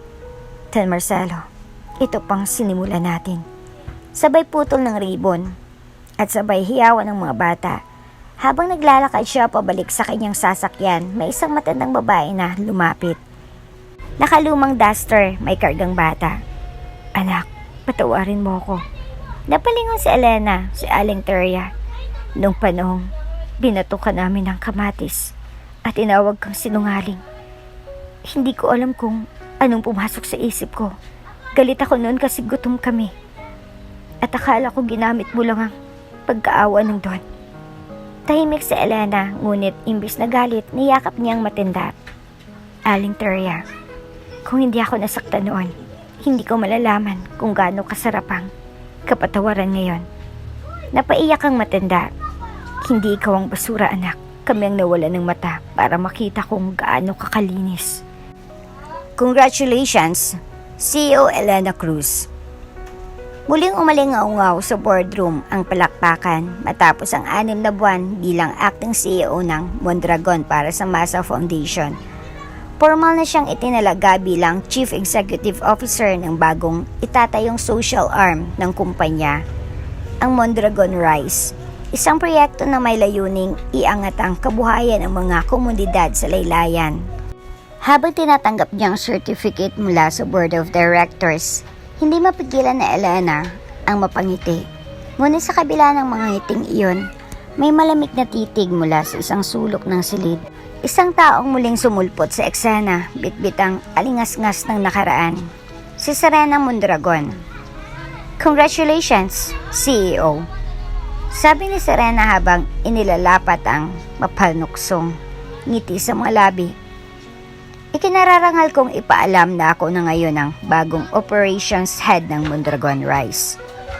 Piling-pili raw ang kinuha ng board. Destiny perhaps? Napatingin si Elena kay Attorney Franco na tila hindi rin sang-ayon sa anonsyong iyon. Ngunit bago pa makapagtanong si Elena, mabilis nang tumalikod si Serena, bitbit ang tablet at clipboard. Parang lobo ng kaguluhan na nagbabalat kayo sa kasuutan ng profesionalismo. Kinabukasan, unang araw ng operations planning sa bagong opisina. Mas moderno, mas malaki, mas ambisyoso. May conference room na may interactive screen, may bagong IT, infrastructure, at digital reporting system. Ngunit sa gitna ng progreso, isang ulap ng tensyon ang dumadaloy. Bakit po out of stock ang medical supplies sa Taytay branch? Tanong ni Elena sa meeting. Tumingin si Serena sa screen, pinindot ang ilang button sa tablet. "Delivery delay daw, CEO." Sagot nito. Ayon sa partner logistics firm, na lost in transit ang truck. Hindi kasalanan ng operations. Pero we'll investigate. Lost in transit for third time this month? Tugon ni Elena, halatang hindi kumbinsido. Nagtinginan ng mga staff, tahimik, wala na isang nagtangkang magsalita. Pagkatapos ng meeting, pinatawag ni Elena si Attorney Franco. "Franco, pakasilip ng papel sa deliveries. Something's off. May funds na nirelease pero walang supplies na nakarating." Tumango si Franco. "Hahanapan ko ng trail." Ngunit hindi niya alam, sa kabilang dulo ng hallway, si Serena ay tahimik. Nakausap ang isang misteryosong lalaki sa phone. Hindi pa sapat ang gulo. "I want her discredited, not just doubted. Ipadala mo na ang draft ng anonymous report sa press. Lagyan mo ng laman. Misuse of funds, fake procurement, cat fabricated. Copy, ma'am. Pati social media tools, nakaset na." Nagngingit-ngit ang boses ni Serena sa kabilang linya. "Pababagsakin ko siya gamit ang sistemang pinagmamalaki niya." Sa susunod na linggo, tila unti-unting nadarama ni Elena ang pressure. May mga dokumentong hindi umaabot sa kanya. May mga empleyadong biglang nawawala sa meeting. At higit sa lahat, may mga komunidad na nag-uulat na hindi sila nakakatanggap ng tulong gaya ng ipinangako. "Ma'am, bakit po hindi pa rin dumarating ang water filter sa amin?" Tanong ng isang ina mula sa relocation site sa Laguna. "Ilang linggo na pong delay, samantalang sinabi sa TV, may budget na po." Nahulog ang puso na Elena dahil alam niyang ipinasa niya na ang pondo. May resibo, may approval, pero wala ang mismong produkto. Ilang araw pa, lumabas sa media ang headline. Pondo ng foundation nawawala, Elena Cruz. Bansagang peke ng masa. Mondragon Rice, lunod sa kontrobersya. Nasaan ang accountability? May kasamang laraw ni Elena. Nakakunot noo, mukhang pagod. Pinili ng media ang pinakapangit na kuha. Nag-viral ang hashtags. "Basura Queen Scam, Rise or Fail, Elena Cruz." Minsan pa siyang bumalik sa pier para alamin ang kalagayan ng feeding center, ngunit pagdating niya roon, may graffiti sa pader. Ipagtanggol ang totoong Mondragon. Peking CEO, peking tagapagligtas. Nanginginig si Elena habang binabasa ang mga salita. Tila bumalik ang lahat ng sakit, ang kamatis na ibinato noon ang mga tao sa likod ng kanyang pagod. Ang paghamak sa pagkatao niya, ngunit mas masakit ngayon. Dahil ngayon, bitbit niya ang pangalan ng yumaong Don Marcelo. Gabi, sa loob ng opisina, nag-iisa si Elena, binuklat niya ang lumang journal ni Don Marcelo, ang parehang journal na nahanap niya noon sa opisina. Binasa niya ang isang pahina. Sa araw na bumangon ng dating alipin at pinuno na siya ng mga dating nangaalipusta, yan ang araw na tunay tayong umunlad. Ngunit sa araw ding iyon, nagiging pinakamabangis ang kanilang panira. Napaluha si Elena, hindi dahil sa takot kundi dahil alam niyang dumating ng araw na iyon. Kinabukasan, pinatawag niya ang buong core team. Nais kong ipaimbestiga ang lahat ng procurement records, logistics contracts, at partner accounts ng Mondragon Rice sa loob ng 3 buwan. Tumayo si Serena. Bakit mo kailangang gawin yan? Wala tayong panahon sa witch hunt. Baka lumala pa ang crisis. Tumingin si Elena, nagdiretso sa mga mata nito. Hindi ako naghahanap ng bruha. Naghahanap ako ng katotohanan. Kung ganyan ka magduda sa sarili mong kasama. Sagot ni Serena, bakit hindi ka talaga karapat-dapat sa pwesto mo? Ngunit sa katahimikan ng silid, may bumaling kay Elena, isa sa mga analyst na tahimik sa loob ng buwan. CEO, may gusto po akong ipakita. At sa simple ng pag-click ng mouse, tumabas ang isang spreadsheet, may duplicate entries, ghost deliveries, at napakalinaw na redirection ng funds patungo sa shell company na konektado kay Serena. Nagulat ang lahat, si Serena ay napaawang ang bibig. Forgery yan. Falsified records. Sigaw niya. Ngunit mula sa gilid, pumasok si Attorney Franco, hawak ang dokumento mula sa isang notaryadong report. Hindi ito falsified. Ito ang ebidensyang kukumpleto sa kaso ng fraud laban sa iyo. Tumingin si Elena kay Serena. Walang galit, wala ring awa. Hindi kita babagsakin, Serena. Ikaw ang bumagsak sa sarili mong ambisyon. Sa mga sumunod na araw, habang si Serena ay harap sa investigasyon, si Elena ay muling humarap sa publiko, hindi para maglinis kundi para magpaliwanag.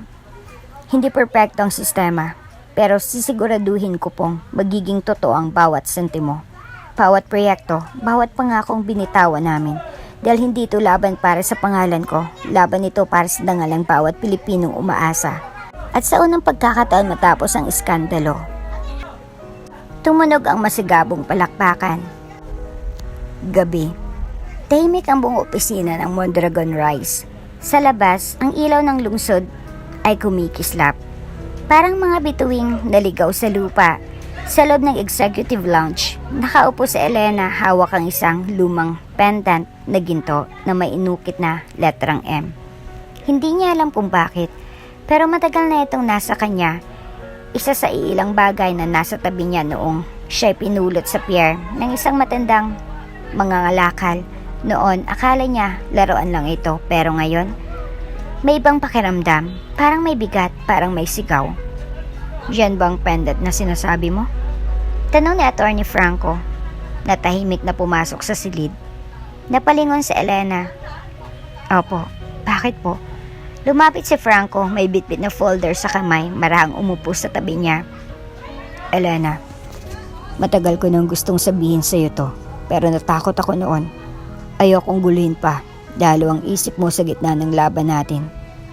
Pero ngayon, kailangan mo nang malaman. Bumukas ang folder.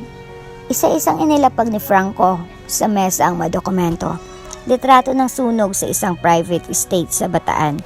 Mga birth record, larawan ng isang batang babae na may hawig kay Elena.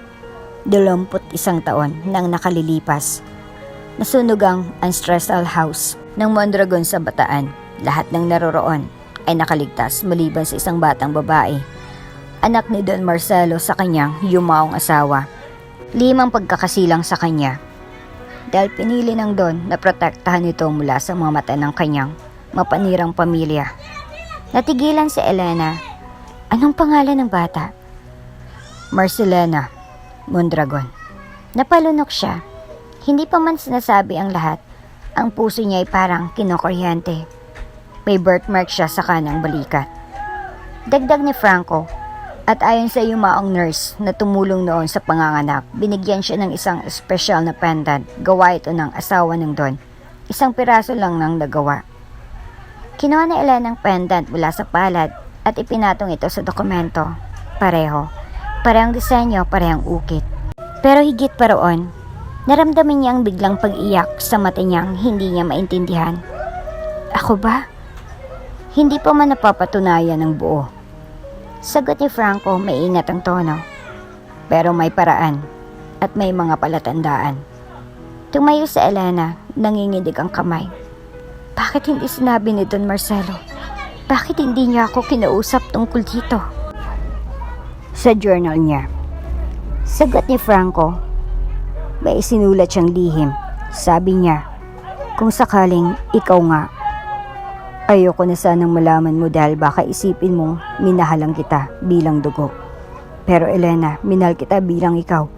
Bago pa man pumasok kang, hinala na ikaw ay anak ko. Parang binuhusan ng malamig na tubig si Elena. Kaya pala ganon. Kaya pala ramdam kong iba ang tingin niya sa akin. Hindi lang bilang tagapagmana. Hindi lang bilang kasambahay. Kundi parang anak. Napaluhod siya. Hindi sa sakit, kundi sa bigat ng emosyong pilit niyang pinipigil mula pa noon. Lumipas ang ilang araw, ngunit hindi nawala sa isipan ni Elena ang mga tanong. Isa ba siyang Mondragon sa dugo? Anong ibig sabihin nito sa lahat ng laban na nilampasan niya? Hindi niya hiniling ito, ngunit sa puso niya may isang bahaging sabik sa sagot. Isang gabi, habang nasa pier muli para sa isang surprise inspection ng feeding center, may isang matandang lalaki ang lumapit sa kanya. Miss Elena? Po? Tanda mo po ba ako? Ako ang kumuha sa iyo sa pier noong maliit ka pa. Wala kang pangalan, walang tindig. Pero may pendant kang nakasabit sa leeg. Pinag-ingatan mo yun kahit gutom ka. Nanginginig ang tuon ni Elena. Kayo po? Hinahanap ka ng mga pulis noon, pero bago sila dumating, may lumapit sa akin ang babae. Binigay ka sa akin at sinabing iligtas kita. Hindi ko na siyang muling nakita. Lumapit si Attorney Franco mula sa likuran. Babae? May description po ba kayo? Tumango ang matanda. May malaking paso sa kaliwang braso at may singsing na may initial na M&R, Mondragon at Rosario. Napalod si Elena sa putikan. Nanay ko, buhay siya? Hindi sumagot ang matanda pero sa mga mata nito may sinseridad. Kinabukasan, nagpa-schedule si Elena ng DNA test gamit ang preserved sample ni Don Marcelo sa kanilang Foundation Medical Lab. Sa kabila ng takot, alam niyang kailangan niyang hanapin ang katotohanan, hindi para sa titulo, kundi para sa sarili niyang katauhan. Habang hinihintay ang resulta, nagsulat siya ng liham hindi para sa media, hindi para sa board, kundi para sa mga taong matagal nang nawala sa kanyang buhay. Mahal kong ina, kung nababasa mo ito, hindi ko alam kung nasan ka o kung buhay ka pa. Pero sana, maramdaman mo ako ay bunga ng pag-ibig mo kahit hindi mo ako naalagaan. Maraming taon akong nagtanong kung sino ako. Ngayon, unti-unti na akong nasasagot. Hindi para pumasok sa mundong may apelyado, kundi para yakapin ang sarili kong pagkatao. Nagmamahal, Marcelina, o kung sino man ako na ngayon ay kayang tumayo sa sariling pangalan. At sa isang gabi ng tahimik na ulan, dumating ang email mula sa Diagnostic Lab. Subject, DNA comparison result. Status, 99.98% match. Biological daughter of Marcelo Mondragon. Tumulang luha ni Elena habang binabasa ito. Hindi na kailangan ng karangalan. Hindi na kailangan ng titulo. Sa wakas, alam niya na kung sino siya at ito ang tunay na simula ng paghilom ng puso niyang matagal nang umiyak tuwing gabi nang hindi niya alam kung bakit. Tahimik ang buong boardroom ng Mondragon Corporation. Nang dumating si Elena, nakasuot ng itim na suit at may hawak na brown envelope. Sa likod niya, si Attorney Franco, tanga ng mga dokumento. Sa kabilang banda ng silid, naroon sina Thomas, Serena, kakatapos lang ng probationary sanction. At Ingrid, nakayoko ngunit puno ng tensyon ang mga mata. Anong bagong drama na naman to? Sarkastikong tanong nito ang masabang pinipilit manatiling kalmado. Hindi sumagot si Elena, sa halip. Inilapag niyang envelope sa gitna ng mesa. Ito ang formal na resulta ng DNA test. Kinumpirma ng National Genetic Research Institute. Ipinasa rin sa independent forensic panel ng board para hindi masabing bias. Napatingin ang mga miyembro ng board. Si Mr. Navarro, ang pinakamatandang director, ang unang bumasa unti-unti. Nanlaki ang mga mata nito. 99.98 match. Bulong niya. Tumingin siya sa lahat. Walang duda, sa Elena Cruz ay si Marcelina Mondragon, anak ng yumaong Don Marcelo. Napuno ng bulungan ang silid, may nahulog na baso. Si Serena ay namutla, si Thomas ay biglang tumayo. Hindi pwede to. Isang test lang? Isang papel lang? Guguho ng lahat? Bago pa siya makapagsalita pa, inilabas ni Franco ang birth record. Muling nakuha mula sa archive ng hospital sa Bataan na nawala matapos ang sunog. 2 dekada nang nakalipas. Hindi lang DNA ang hawak namin. Ani Franco, narito ang original birth certificate ni Marcelina Mondragon. Isinilang siya kay Rosario Madrigal Mondragon. At ito rin dokumentong hindi nahanap noon dahil tinangka ng ilang miyembro ng pamilya na itago ito. Tumingin ng board kay Ingrid na halos matunaw sa kinaupuan. Elena, sabi ni Mr. Navarro, bilang legitimate na anak ng Don, hindi ka lang basta tagapagmana, ikaw ang natural na tagapagpatuloy ng kanyang pamana, pangalan at misyon. Ngayon, ikaw na ang legal na pinuno, hindi lang ng foundation kundi ng buong Mondragon Social Development Division. Nanlumo si Thomas. Lahat-lahat ay kukunin niya? Hindi ko kailanman idagong sa inyo. Sagot ni Elena. May tinig na matatag. Ngunit ang totoo, matagal na ninyong inangkin ang hindi inyo. Ilang araw matapos ang anunsyo, bumulaga sa buong bansa ang mga headlines. Elena Cruz, isa palang tunay na Mondragon. Busorera no more. Siya nang nagmana ng lahat. Mondragon legacy, ipinagpatuloy ng nagbalik na anak. Sa social media, balik ang pag-angat ni Elena pero ngayon hindi lang dahil sa kanyang kabutihan, kundi dahil sa kanyang dugo. Ang mga dati niyang bashers biglang nanahimik, ang mga negosyanteng bumaliwala sa kanya. Mga proyekto, biglang nag-aalok ng partnership. Ang mga NGO na dati nagdududa ngayon humihingi ng konsultasyon. Ngunit sa gitna ng bagong pagkilala, nanatiling kalmado si Elena, tahimik, mapagmatsyag. Sa isang private press conference, hinanap niya ang media. Hindi ko kailanman ginusto ang pangalan ng Mondragon. Hindi ko rin ito hinanap, pero ibinigay ito sa akin ng katotohanan. Nais ko pong sabihin sa lahat, ng pamanay hindi lamang kayamanan, ito ay pananagutan. At sa ngalan ng aking ama, si Don Marcelo, sisiguraduhin kong ang pangalan ng aming pamilya ay magiging kasangga ng masa, hindi ang kalaban.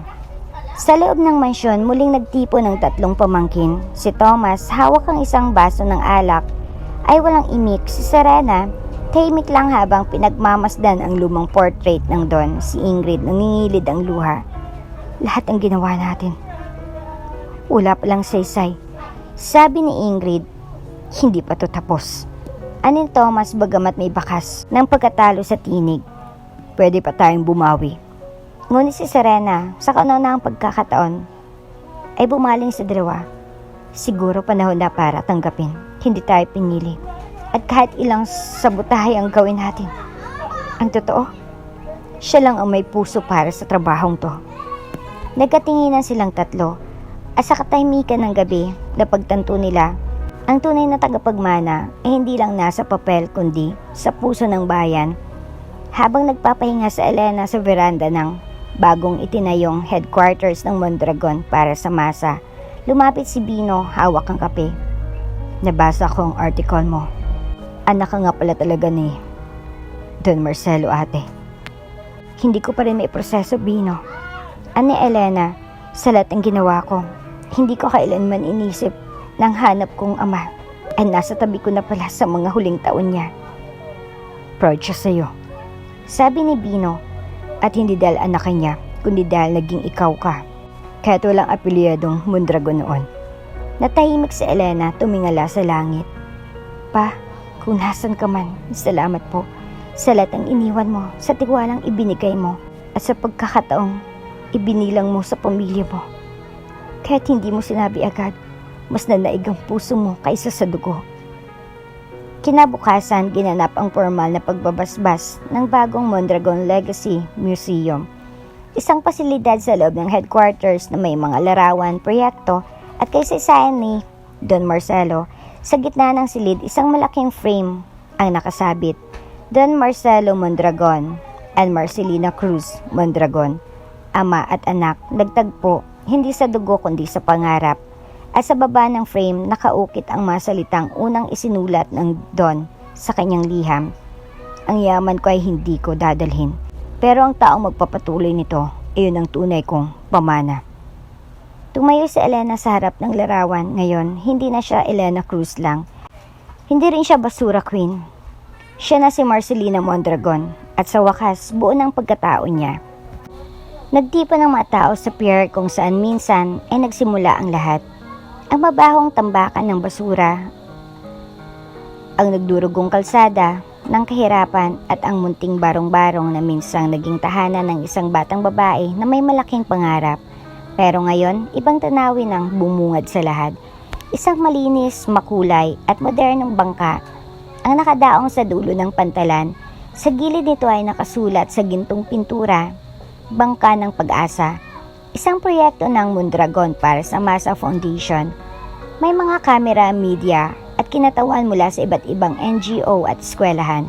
Ngunit ang pinakamahalaga, nandun ang mga batang tulad ng dati, walang sapatos, nangingitim ang mga palad, ngunit may ngiti sa labi. Dahil sa araw na ito, hindi lang bangkang ilulunsad, kundi isang panibagong pag-asa. Naalala ko pa noon, ako'y kumakain ng lumang tinapay dito. Bungad ni Elena habang nasa entablado, nakaharap sa daan-daang tao. Habang si Binoy, nanginginig sa epilepsy. Tanging panalangin lang ang meron kami. Tumigil siya, nilingon ng dagat na tila muling kinakausap ang mga alaala. Pero sinabi ko noon, babalik ako para bumalik ang pag-asa. At ngayon, narito tayo, hindi para lumingon sa basura ng kahapon, kundi para maglayag sa pag-asang dala ng kinabukasan. Umugong ang palakpakan, ang mga mata ng mga bata ay nagniningning habang pinapakita sa kanila ang loob ng bangka. Ay may mini library, solar-powered charging stations, portable classroom seats, isang nurse station at floating food pantry. Dumating si Bino, ngayon ay malusog at masigla na, at tumutulong sa pag-abot ng mga reading kits sa mga bata. Nasa gilid rin si Atty. Franco, tahimik ngunit may ngiting mayabang na parang ama na proud sa anak. Sa gitna ng selebrasyon, lumapit si Serena, ngayon ay hindi na mayabang kundi mapagkumbaba, bitbit niyang isang folder.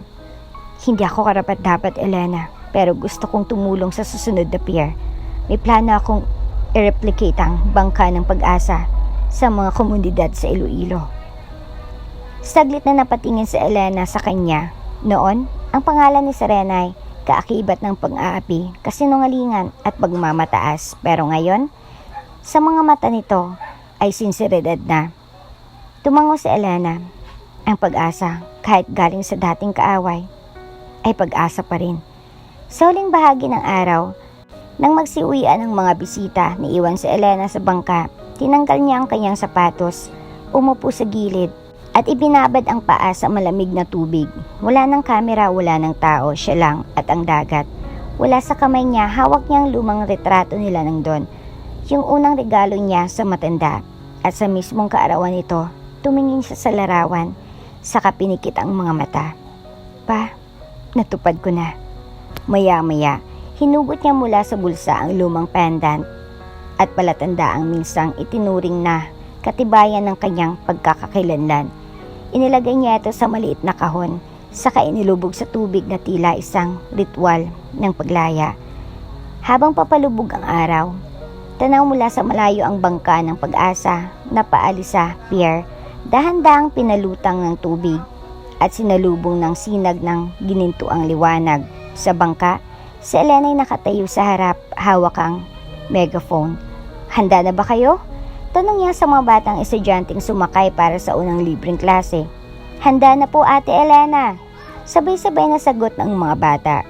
At sa kabila ng hangin, habang binabaybay ng bangka ang makulimlim na dagat, narinig ang kanyang huling panata. Sa bawat batang iniwan ng lipunan, babalik kami. Sa bawat kalyeng tinakbuhan ng pag-asa, lulutang tayo. At sa bawat pusong minsang iniwan sa kahirapan, ngayon, lalangoy tayo sa bagong simula. Pagkalipas ng 1 taon, naging pambansang proyekto ang Bangka ng Pag-asa. Pinondohan ng gobyerno at mga private corporations, si Elena ay binansagan ng media bilang ang babaeng bumangon mula sa basura. Ang kanyang kwento ay ginawang libro, binasa sa mga paaralan, at itinuro sa mga seminar tungkol sa leadership at compassion. Sa opisina ng Mondragon para sa masa, nakasabit ang isang malaking quote. Hindi nasusukat ang pagkatao sa apelyido, yaman o edukasyon. Ang tunay na pamanay kung paano ka bumalik sa mga iniwang walang-wala at kung paanong binuhat mo sila sa bangka ng pag-asa. At sa huling pahina ng kasaysayan, isang larawan ng isinabit sa opisina ni Elena, isang batang basurera sa pier, nakangiti habang bitbit ang isang supot ng tirang tinapay. Sa likod ng larawan, nakasulat, "Dito ako nagsimula. Hindi ko ito ikakahiya dahil dito ko natutong mangarap." At dito na nga po nagtatapos ang ating kwento. Hanggang sa muli. Bago ka pa lang sa channel neto, ibang kwento ni Ate Jane, istorya mo, ikwento ko. Huwag kalimutang pindutin ang notification bell at subscribe button.